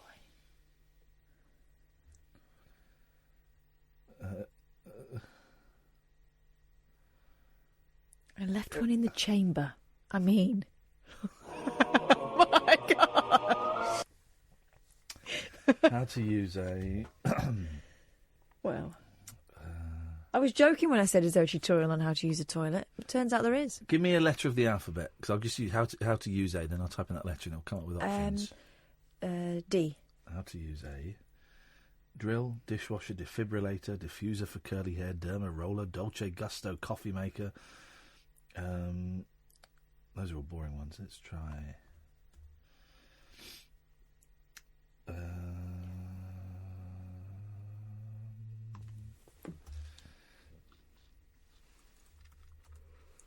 I don't know. They're all rubbish. Well, that's life. This is where we're at. You've got videos showing you how to use I nearly swore. How to use a flipping can opener. But then you don't need to use them anymore, do you? Everything's got a ring pull. A lot of them do, yeah. Do you know the first time in this country... You know the ring pulls you get in Coke cans now? You didn't always used to get them. You used to get ones that would come off and you'd get like a little shake. You get a ring and a little tab. Yeah. And you used to collect them for... It's okay, we'll wait. Bless you. You used to collect them for blind dogs for the guides. And nowadays you don't see guide dogs anymore because you're doing the thing. Then they replace them with the ring pull you've got now where you can just pull it back and it stays on the can, right? And then if you want, you can flip it over and there's a hole in it. You know what the hole's for? Yeah, putting your straw in. Thank you very much indeed. Do you know the first time in this country we ever saw it? Yes. Go on. I've been working with you a long time. Throw it out if you want.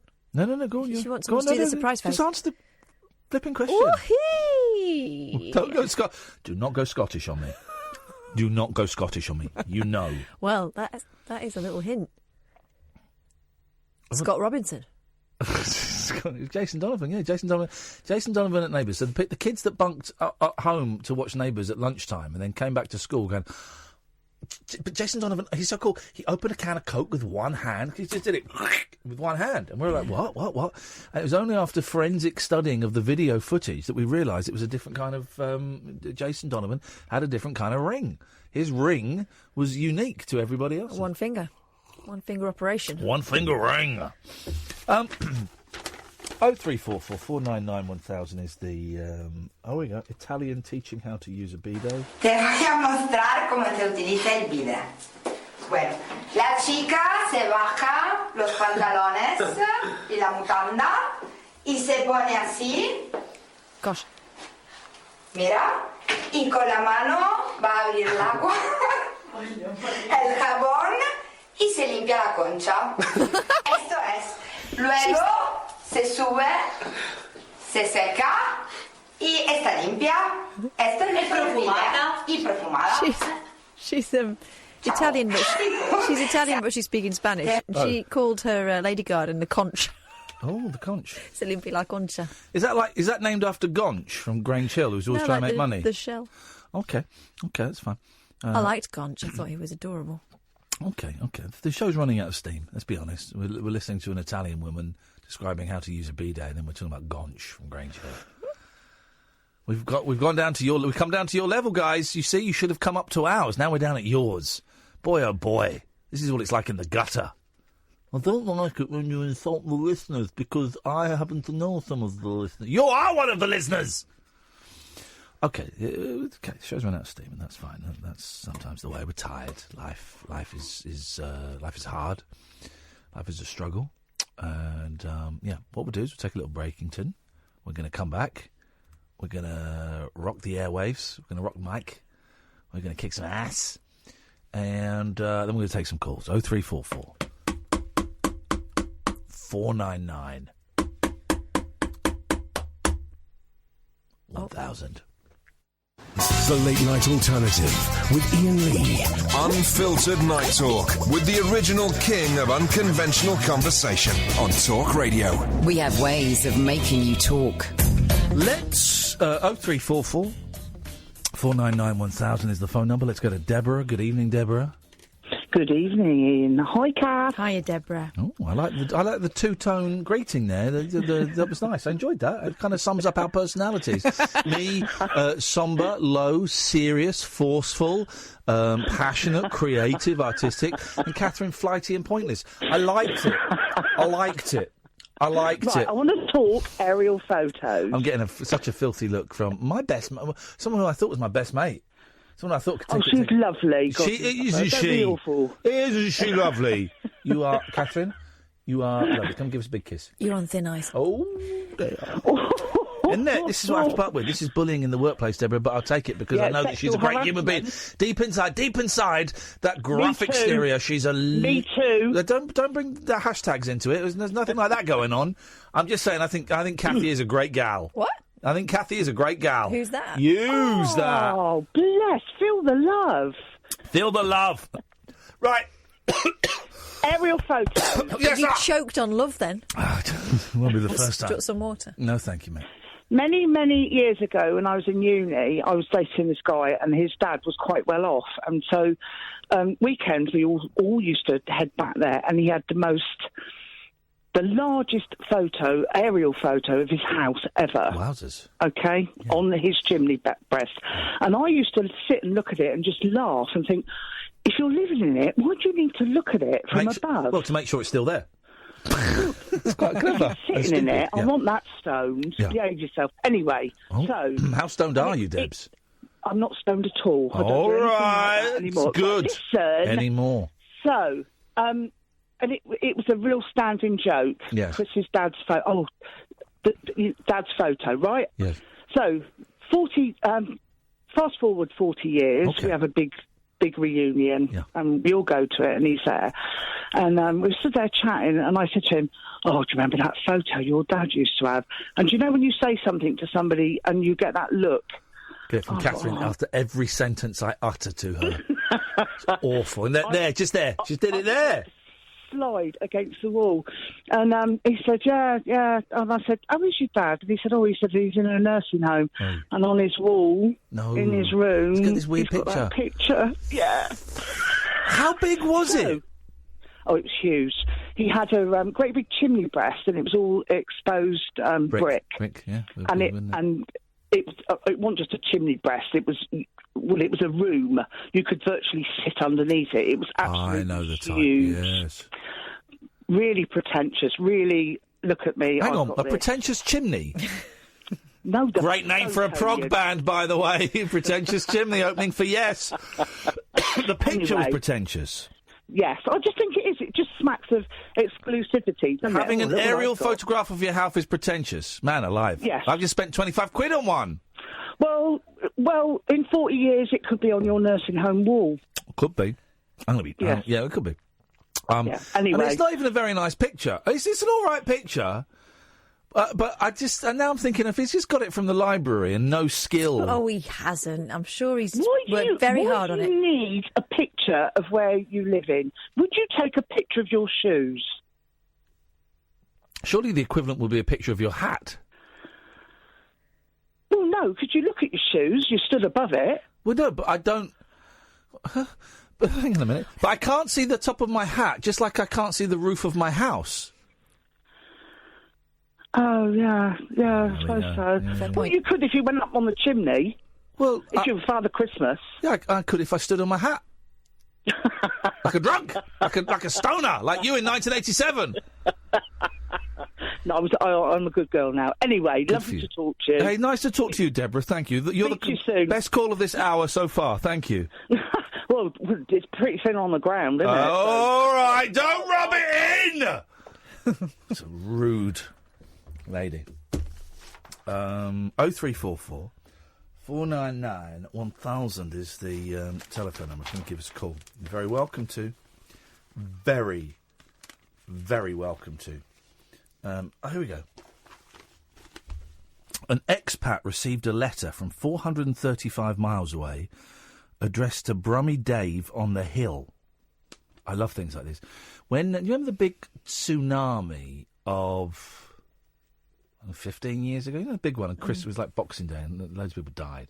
My mate Charlie was in the sea when it happened, and couldn't find his girlfriend, I think, for like 2 days or something. He was swimming in the sea, and he got knocked out, and he woke up and he was on land. It was incredible. Oh, my word. Yeah, horrific. Well, that summer I'd gone to Sri Lanka with my then girlfriend, Tess, and we'd met this really nice guy whose name escapes me. In fact, I emailed him the other day because his email just popped up in my thing. Anyway, this guy, and he was working there, and he took us, we gave him a few thousand, whatever it was, and he took us on a little road trip somewhere. He's a really nice young lad. And it was that area that was devastated by the tsunami. And I was thinking, oh, Jesus, that poor bloke, and I was trying to get in touch with him. And I remember the address. The address for him was something like, whatever his name was, the Green Hut by the big tree just off this street. It was literally like that. The Green Hut by the big tree just off whatever this street was. I thought, I've got to write to him and see. He's probably dead. I'm going to write to him and see if he's all right. And I wrote to him, and I sent my email address and phone number, and he got, about 3 months later, he got back in touch and said, oh, yeah, no, I'm fine. It was terrifying, and, but I've got a kid now and all that. And so we just sent a load of clothes over to his kid. Anyway, Dave Newnham, 61, moved to a remote Scottish village with wife Fiona, 61, 5 years ago. He returned to Birmingham for Dad Trevor's funeral last July, where his father's pals promised to send a history of his beloved social club. But he forgot to give his address, so assumed he would never see it. Then a letter arrived at Christmas addressed to Brummy Dave on the Hill, Morar, Scotland. One of the group once visited Dave and remembered he lived on a hill in the tiny village. Oh right, hang on a minute. So he got to the tiny. So he got to the village. Right, end of story. So he's lived in. They knew what village he lived in. End of story. End of story. Good evening, Jess. Hello. Yeah, no. Hello. This whole hello. Hello. This whole R. Kelly thing, it's like apparently a new thing, but it's not. No. I was back when I was 18. Yeah. He was a paedophile then, and I'm 40. So why is this a new thing now? 22 years ago. Well, what was going on 22 years ago? Well, no. Did you not know back in the day? You know, there was a lot of before social media was big, but there was this whole thing about R. Kelly being a paedophile. Well, okay, but again, you're not being very specific. What's 22 years ago? So in 1996, was R. Kelly even around in 1996? I think it might have been, yeah. Okay, so what? Sorry, say that again. Sorry. No, it's all right. So how did you know in 1996 about his about him? His thing. So I'm a PA, what do you call it, executive person. So are you sure?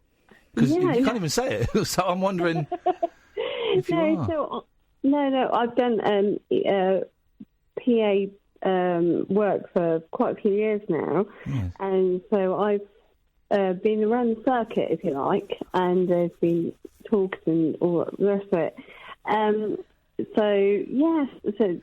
There was R. Kelly was, it came out quite, it was a prevalent thing when I was a very young person as 18-year-old, and now it's coming out as like a big thing as a 40-year-old. And it's like, really? Did nobody notice? No. But the general public didn't know. We weren't privy to the kind of informazione that a PA person gets to see. So what do you mean you're a PA? PA to whom? To what?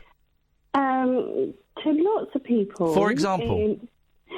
I probably can't tell you. Because you can't remember. But in what industry?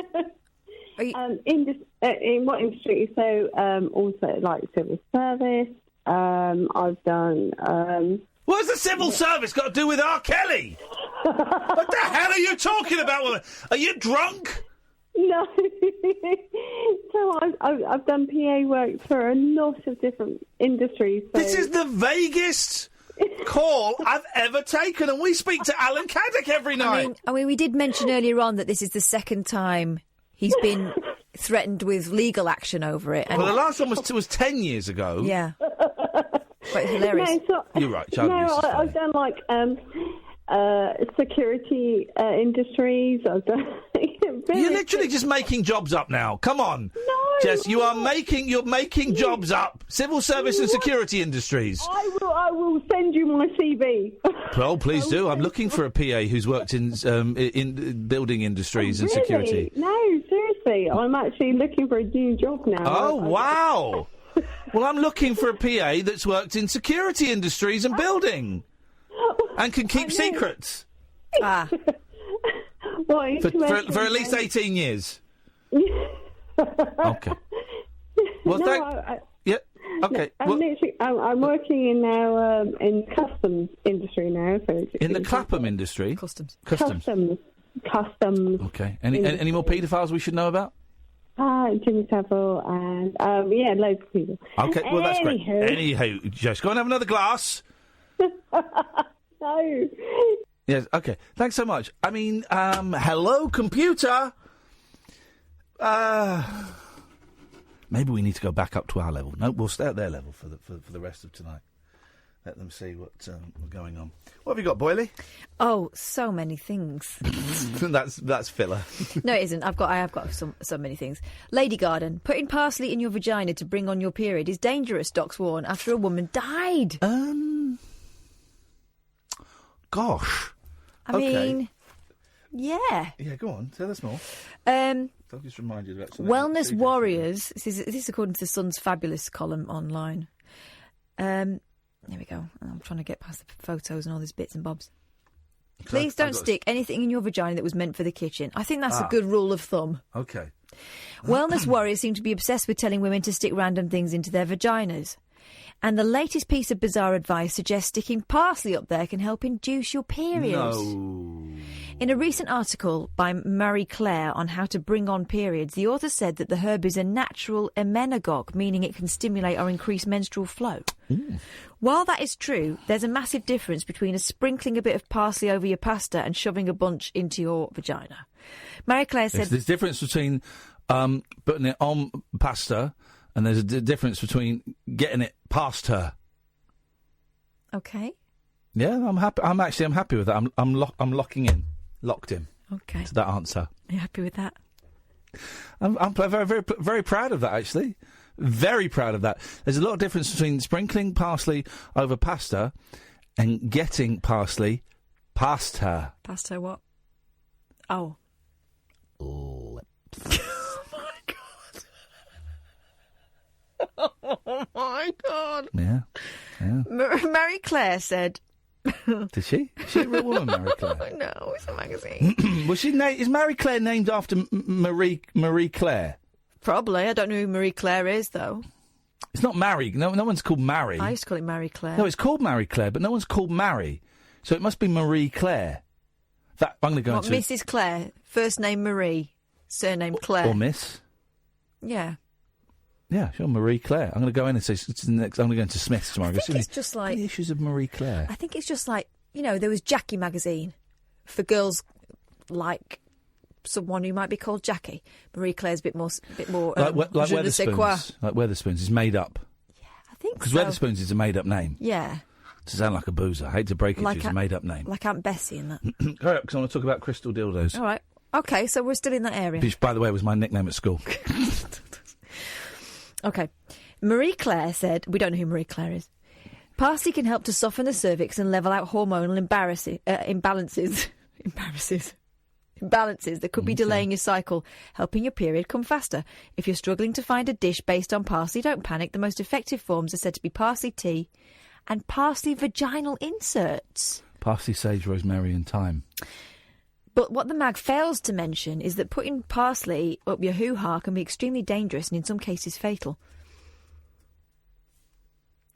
Dr. Sarah Jarvis told The Sun, I don't recommend anyone put parsley or any other herb into their vagina. We do know that many foods can affect your hormones. For instance, soya foods like tofu may reduce hot flushes around the menopause. Parsley contains a compound called apignin, which has been studied in relation to a possible role in reducing the risk of cancer in women taking HRT. Anyway. Parsley, sage, rosemary and thyme. Ah, I get it. It's not the thing. But it's not the thing about sticking parsley up your vajayjay that they've got a problem with. It's not washing it first. Okay. Don't do it. I mean, come on. Who does that? Don't put anything up your vagina. Well, would be the advice to women from me. Well, here we go. Healing crystal dildos are here to make your vagina a magical place. Thank you to CJ for sending me this. Healing crystals have been a wellness trend for quite some time. We need some... let me get some appropriate... wellness music. Let me get some appropriate music. Here we go. This is what we want. Oh. Very appropriate, sir. Healing crystals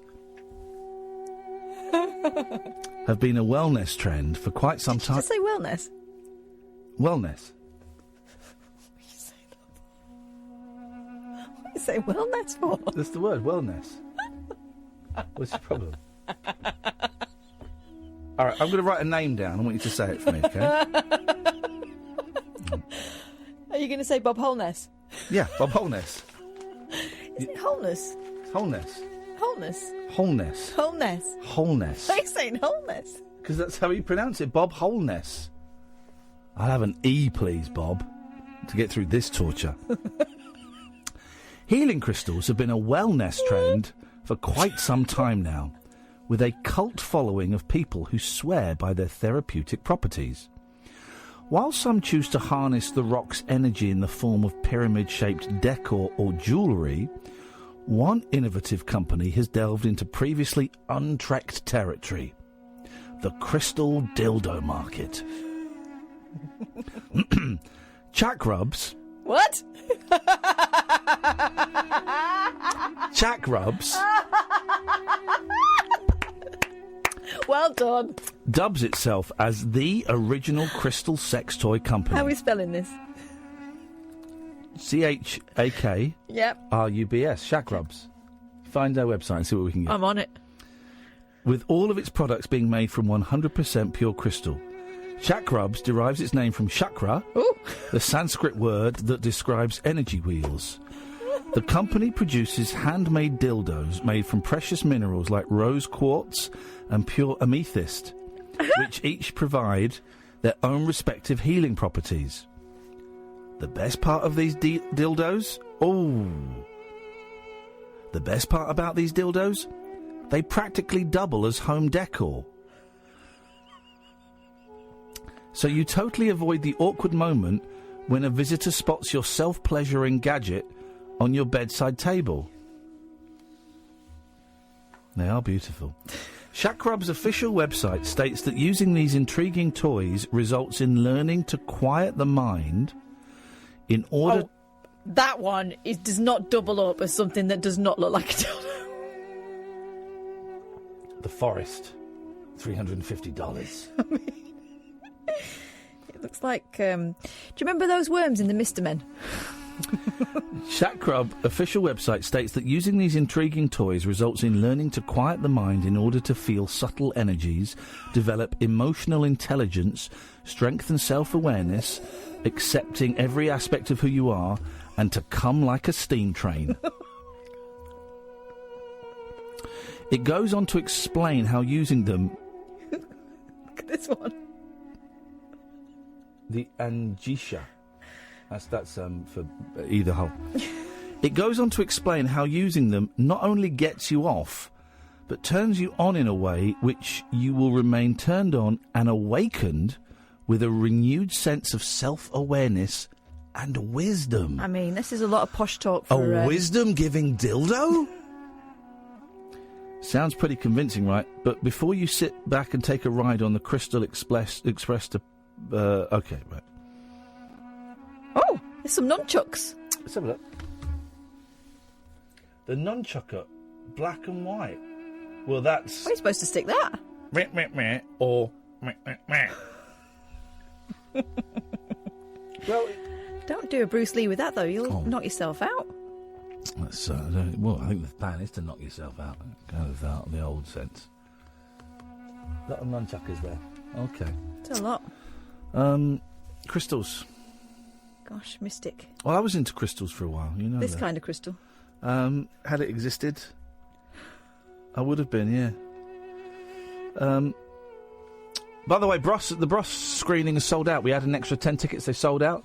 There's a handful of tickets for the Weird Science screening on, not this Saturday, the Saturday after. A handful of tickets, we're screening it. By the way, loads of people coming to the Bros ones that aren't fans of us. They're Bros fans, which is great. But boy, oh boy, their minds are going to be blown when we stride on stage in our ripped denims, white T-shirts and bandanas, and do a duet of one of their band's favourite songs. They're going to love it. They are going to love it. So Bros is sold out, I'm afraid. But Weird Science, and there's still a few tickets left for the first rabbit hole of the year in March. The end of March, if you go to iainlee.com/event. iainlee.com/event, all of the shows are there. And I'm kind of being a bit... Next week I get the house back to myself, the decorator goes, can sit down at my office, can maybe plan a few more shows for the summer, but I'm enjoying not really doing a lot. I'm enjoying my retirement from show business. I'm enjoying not being as busy as I was last year. I'm seeing a bit more of the kids. I think it's necessary. I think I was working too hard. I'm enjoying not chasing numbers, not chasing the numbers of Twitter, not chasing the numbers of Twitch. I'm enjoying playing video games at home and not having to stream it, and just the joy of the video game. I'm enjoying watching crappy movies like The Clones of Bruce Lee, which is an unwatchable film, actually. It's terrible. In fact, hang on a second. There's the Clones cast. What's the phone number for the Clones cast? Let's phone those guys up now and tell them that the film is unwatchable. The Clones cast, by the way, is a fantastic podcast. What's the phone number? What's the phone number, man? They don't put the phone number on their website, these guys. We'll find it while we're playing these adverts. Late night conversation worth losing sleep over. The Late Night Alternative with Iain Lee on Talk Radio. We have ways of making you talk. Okay, right, I've got the phone number. So we're going to phone up the Clones cast. Michael and Matthew, they've both been on the show. It's very geeky. podcast, but I love it, where they just talk about Bruceploitation, Bruce Lee rip-off movies, 001. You can phone them as well if you want, guys, and leave messages if you feel like it's America. 001 424. I hope I've got this right. 257 0344. Okay, let's see. Here we go, California. Thanks for calling the Screen Mayhem message line. Here we go. Feel free to leave a message here for any of the Screen Mayhem people, for any of the Screen Mayhem podcasts. Okay. Thanks. There we go. Hello, Michael and Matthew. This is Iain Lee. We're doing my radio show at the moment. I just thought I'd give you a call. Catherine is here. Hello. Can we give a tip? Can we do it? I think we should. Go on, you do it. What? The phone number's too fast at the podcast. Oh, yeah. Come on, man. So we looked it up and we couldn't find it on your website, so we listened to your podcast again, and my goodness, you do rattle it out fast. So put it on the website and slow it down. We just want to chip in on the Clones of Bruce Lee, the podcast that you're doing. Catherine, what are your thoughts on the Clones of Bruce Lee movie? I mean, it's got some excellent set pieces, some lovely cinematography. It's got all the hallmarks of a Bruce Lee clone movie that we love. Yeah. I would give it a thumbs up. Have you seen it? No. Okay. I'm trying to watch it. Man alive, it's kind of unwatchable. So basically, they Bruce Lee dies, so they make 3 Bruce Lee clones, and one of them goes off. I only got the plot because I read Wikipedia. One of them goes off to make a movie, but the director of the movie is like a gold smuggler, so they want to kill him. And then I've kind of, it's taken me 3 watches to get halfway through it. So I'm going to dive back in and do the rest of it this weekend. It's a tough old movie to watch. There are some good bits in it. You know, there's some great bits in it, of course. You know, any evil scientist who, you are Bruce Lee #1. You will do exactly as I say. Oh, I saw that bit. John Ben. How come he's speaking English, but his lips don't work with the sound? Is that a thing? Well, yeah, they were quite often. Well, listen to this episode of the Clones Cast. No doubt they explained it, but that was it was John Ben, wasn't it? And they quite often. You don't have to use all of this, by the way. We're going on for ages. We're doing our radio show, but the Western actors would go over there and make movies. None of the sound in Chinese and Hong Kong movies is recorded. It's all dubbed over because it's so noisy there. Okay, that explains it. Anyway. I love what you're doing, guys. You guys is the best. More, please. More. Don't ever take a holiday again. Keep doing what you're doing. And come on the radio show again. Peace and love. Bye.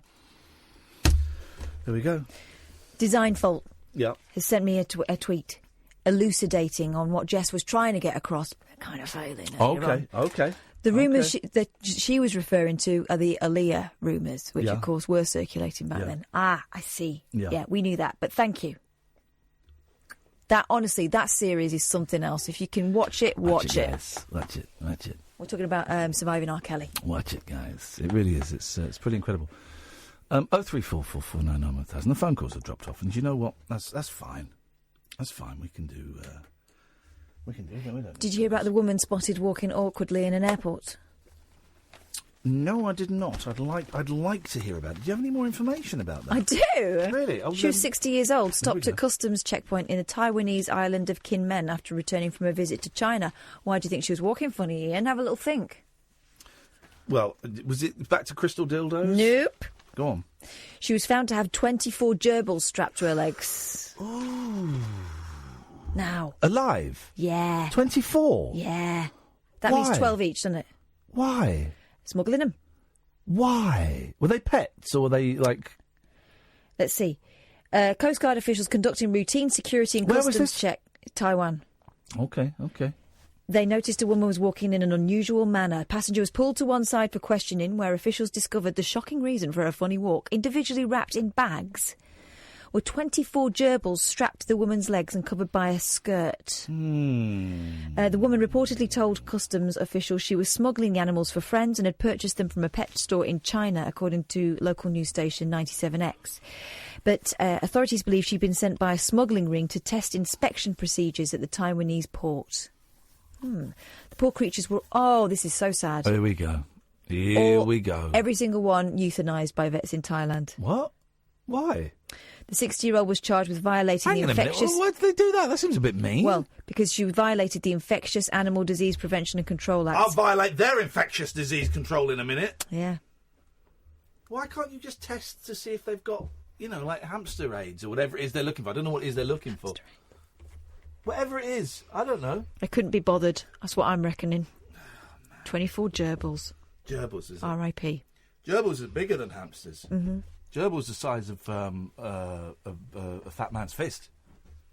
It's on the way to a rat. So you can say it, Dion. It's not polite, but you can say it. You can say fat man's fist. I think that's what his point was.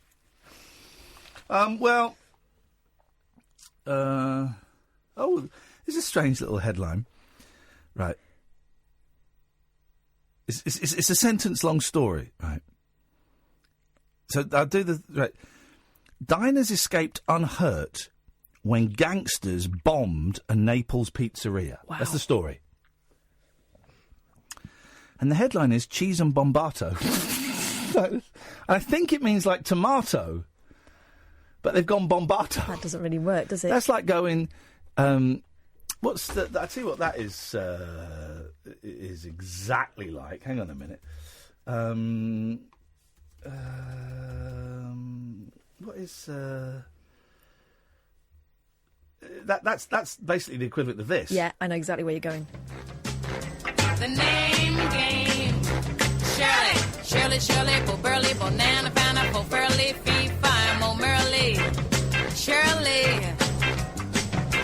Lincoln, Bo Bingon, Bonana, Banana, Bo Fingon, Fee, Fine, Mo Mingon, Lincoln. Come on, everybody. I say, now let's play a game. I bet you I could make a rhyme out of anybody's name. The first letter of the name, I treat it like it wasn't there. But a B or an F or an M will appear. And then I say Bo, add a B, then I say the name, then banana, fan, or and fo. And then I say the name again with an F, third plane, then a P, Phi, and a Mo. And then I say the name again with an M this time, and there isn't any name that I can't rhyme. Arnold, Bobano, Bonana, Fana, Pofanal, Fee, Fi, Momanal, Arnold. But if the first two letters are ever the same, drop them both, then say the name like Bob. Bob, drop the B's, Bo, or Fred. Fred, drop the F's, Bo, Red, or Mary, drop the M's, Mo, Airy. That's the only rule that is contrary. Okay? Now say Bo. Bo. Now Tony with a B. Tony. Then banana, founder, and fo. Banana, founder, fo. Then you say the name again with an F, very plain. Tony. Then a fee, fi, and a mo. Fee, fi, and mo. Then you say the name again with an M this time. Tony. And there isn't any name that you can't rhyme. Everybody do Tony. Tony, Boboni, banana, fana, fofoni, fee, fi, momoni. Tony. Pretty good. Let's do Billy. Billy, Bo Illy, Bonana, Fana, Bo Philly, Fee, Fi, Mo Millie. Billy. Very good. Let's do Marsha. Marsha, Bo Basha, Bonana, Fana, Bo Basha, Fee, Fi, Mo Asha. Marsha. A little trick with Nick. Nick, Bo Big, Bonana, Fana, Bo Big, Fee, Fi, Mo Mick. Nick. The name game.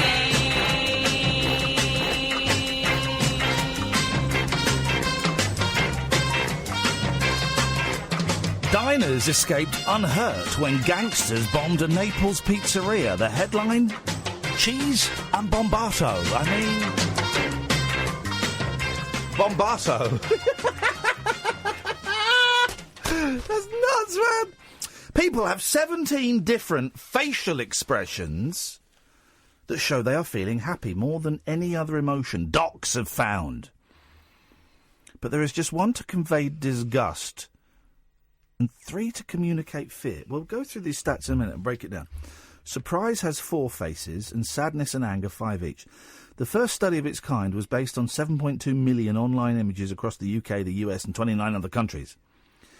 The team found muscles can contort the human face 16,384 ways, but only 35 expressions get the job done. Professor Alex Martinez of Ohio State University, US, said the research identified the many varied forms of cheer, delight and contentment. He added, "This was a delightful discovery as it speaks to the complex nature of happiness." The hell have I just read? Right. There's only one to convey disgust. Right, there's that one. The nose is pulled up, the face has gone down, and you look porcine. Disgusted. Yeah. But okay, so that's that. But then there's also... All right, no. Because if my boys... Right, boys have made a mess everywhere... That's not disgust, that's anger. Put some poo on your nose. Don't let me see you do it. Tell me when you've done it. No. So I turn around and say it. Ready? Tell me when you're ready. Boom. Was that disgusted? No. You look intrigued. 17 facial expressions that show they are feeling happy. Smile. Bigger smile. What kind of happy?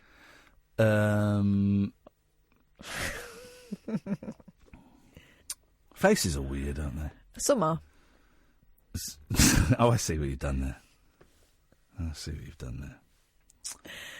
Yours makes me laugh a lot. Well, that's because funny words come out of it. That's the thing. That's funny faces happen to it.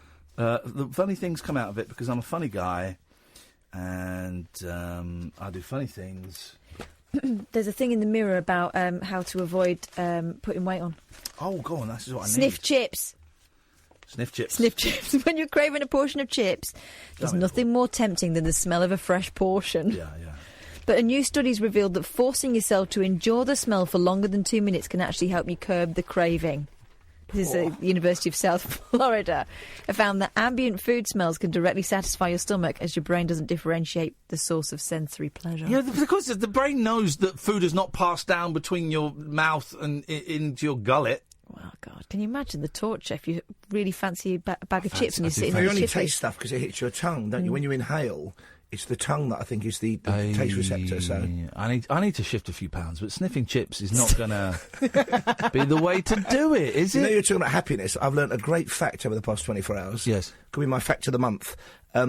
Tigers don't purr. Okay? They don't purr. The way their body is designed, their physiology. When they show contentment or happiness, they squint their eyes. Oh. Isn't that lovely? Yeah. Don't cats do that? What? Little cats do They that, purr. don't they? No, they squint, don't they? Yeah, Well, they're just happy. Only one of my kittens has purred so far. The other one has not purred yet.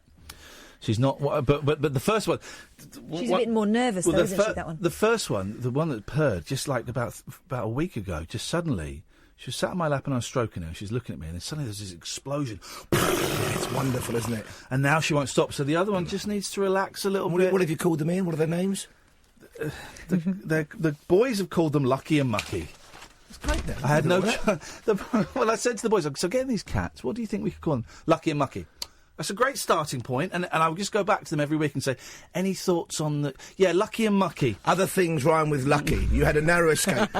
You know what I'm saying, don't you? Yes. Could have been Ducky, Tucky. Language, Timothy. Absolutely. Yes, exactly. What's on your show tonight, please? On the show tonight, we have got an absolutely brilliant woman, OK? There was a chap we had on the programme about 3 weeks ago who completed a solo trek, towing his gear behind him right across Antarctica. Oh, yeah, I heard about OK, this we had guy. Louis Rudd on. The woman who is his expedition leader is now planning in November to do it on her own herself. 41-year-old mother of four, OK, civil servant. Yeah. She can barely ski. She's going to use these weird flappy cross-country skis. She's about 5'5", wonderful woman. She's 5'5" inches tall, weighs about 60 kilos. She'll be towing 80 kilos of gear behind her. 700 miles, she reckons it will take her 38 days.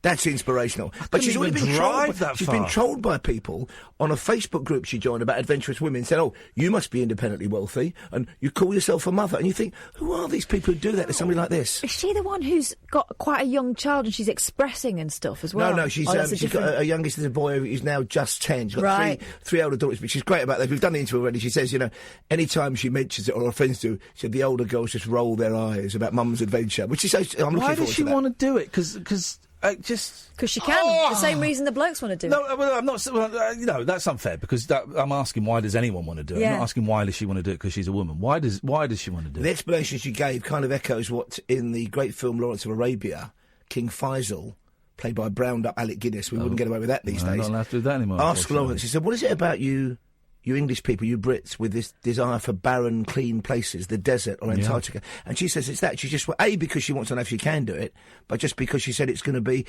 that one big adventure for her. These people that go out and do things, they make me sick. Some mums go to Iceland. She's actually genuinely going to Iceland.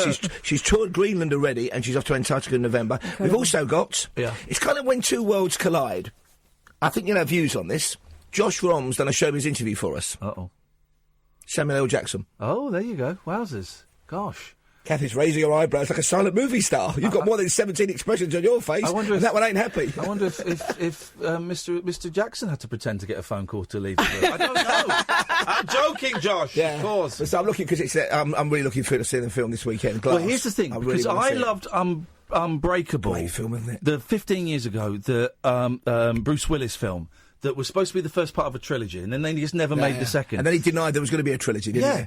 But then we had a guest in who said, we got talking about that. She goes, the second part of the trilogy came out, and it was that split. Did you not see it yet? Well, I watched it the weekend. I didn't know it was... until that point, I didn't know it was part of the trilogy. It's so good, Split, isn't it? Split is fascinating because he'd had a few duds, M. Night Shyamalan. A lot of duds, And he made some money from a film... all his films have made money, but, they haven't... I think Sixth Sense cost $40 million, made $600 million. Yeah. So when he got some money for films, he put his own money, $9 million, into making Split. Yeah. It made nearly $300 million. Good for him. And it's a brilliant... James McAvoy's back. It's a brilliant film. And in the end, it'll give you chills. What a film. So I'm seeing Glass... The end was like, I see it. So I'm probably I might go Sunday night and see Glass. And all that great stuff. When he says, when the character... I'm not giving too much away, and if you haven't seen it, tough, see it. But when the character, the Beast... will only spare people who are broken, relates directly to Unbreakable. Yeah. So you've got the hero, the villain, Glass is back. It's going to be a great weekend. That's the thing. I love Bruce Willis, even his crappy films. Oh, yeah. I love a bit of Bruce Willis, man. The whole 9 yards, what's not to love? And the whole 10 yards. Unbreakable, honestly, dear listener, if you've not seen it, it's great. The problem with... And it's not frightened to be slow, that's what I love it. Yeah. It's a slow, lovely build. The problem with Shyamalan is the twist, is that... Because he became famous for the twist, everyone's waiting for the twist in the end. Anyway. It's got a good film he wrote that he didn't direct called Devil, set in a lift. Have you ever seen that? No. It's worth catching. He didn't direct it, but it's very close to it, and the twist in that is very good. I should maybe check that out this weekend. Thank you, Catherine. Thank you, Sam. Paul Ross is up after the news. This is Talk Radio.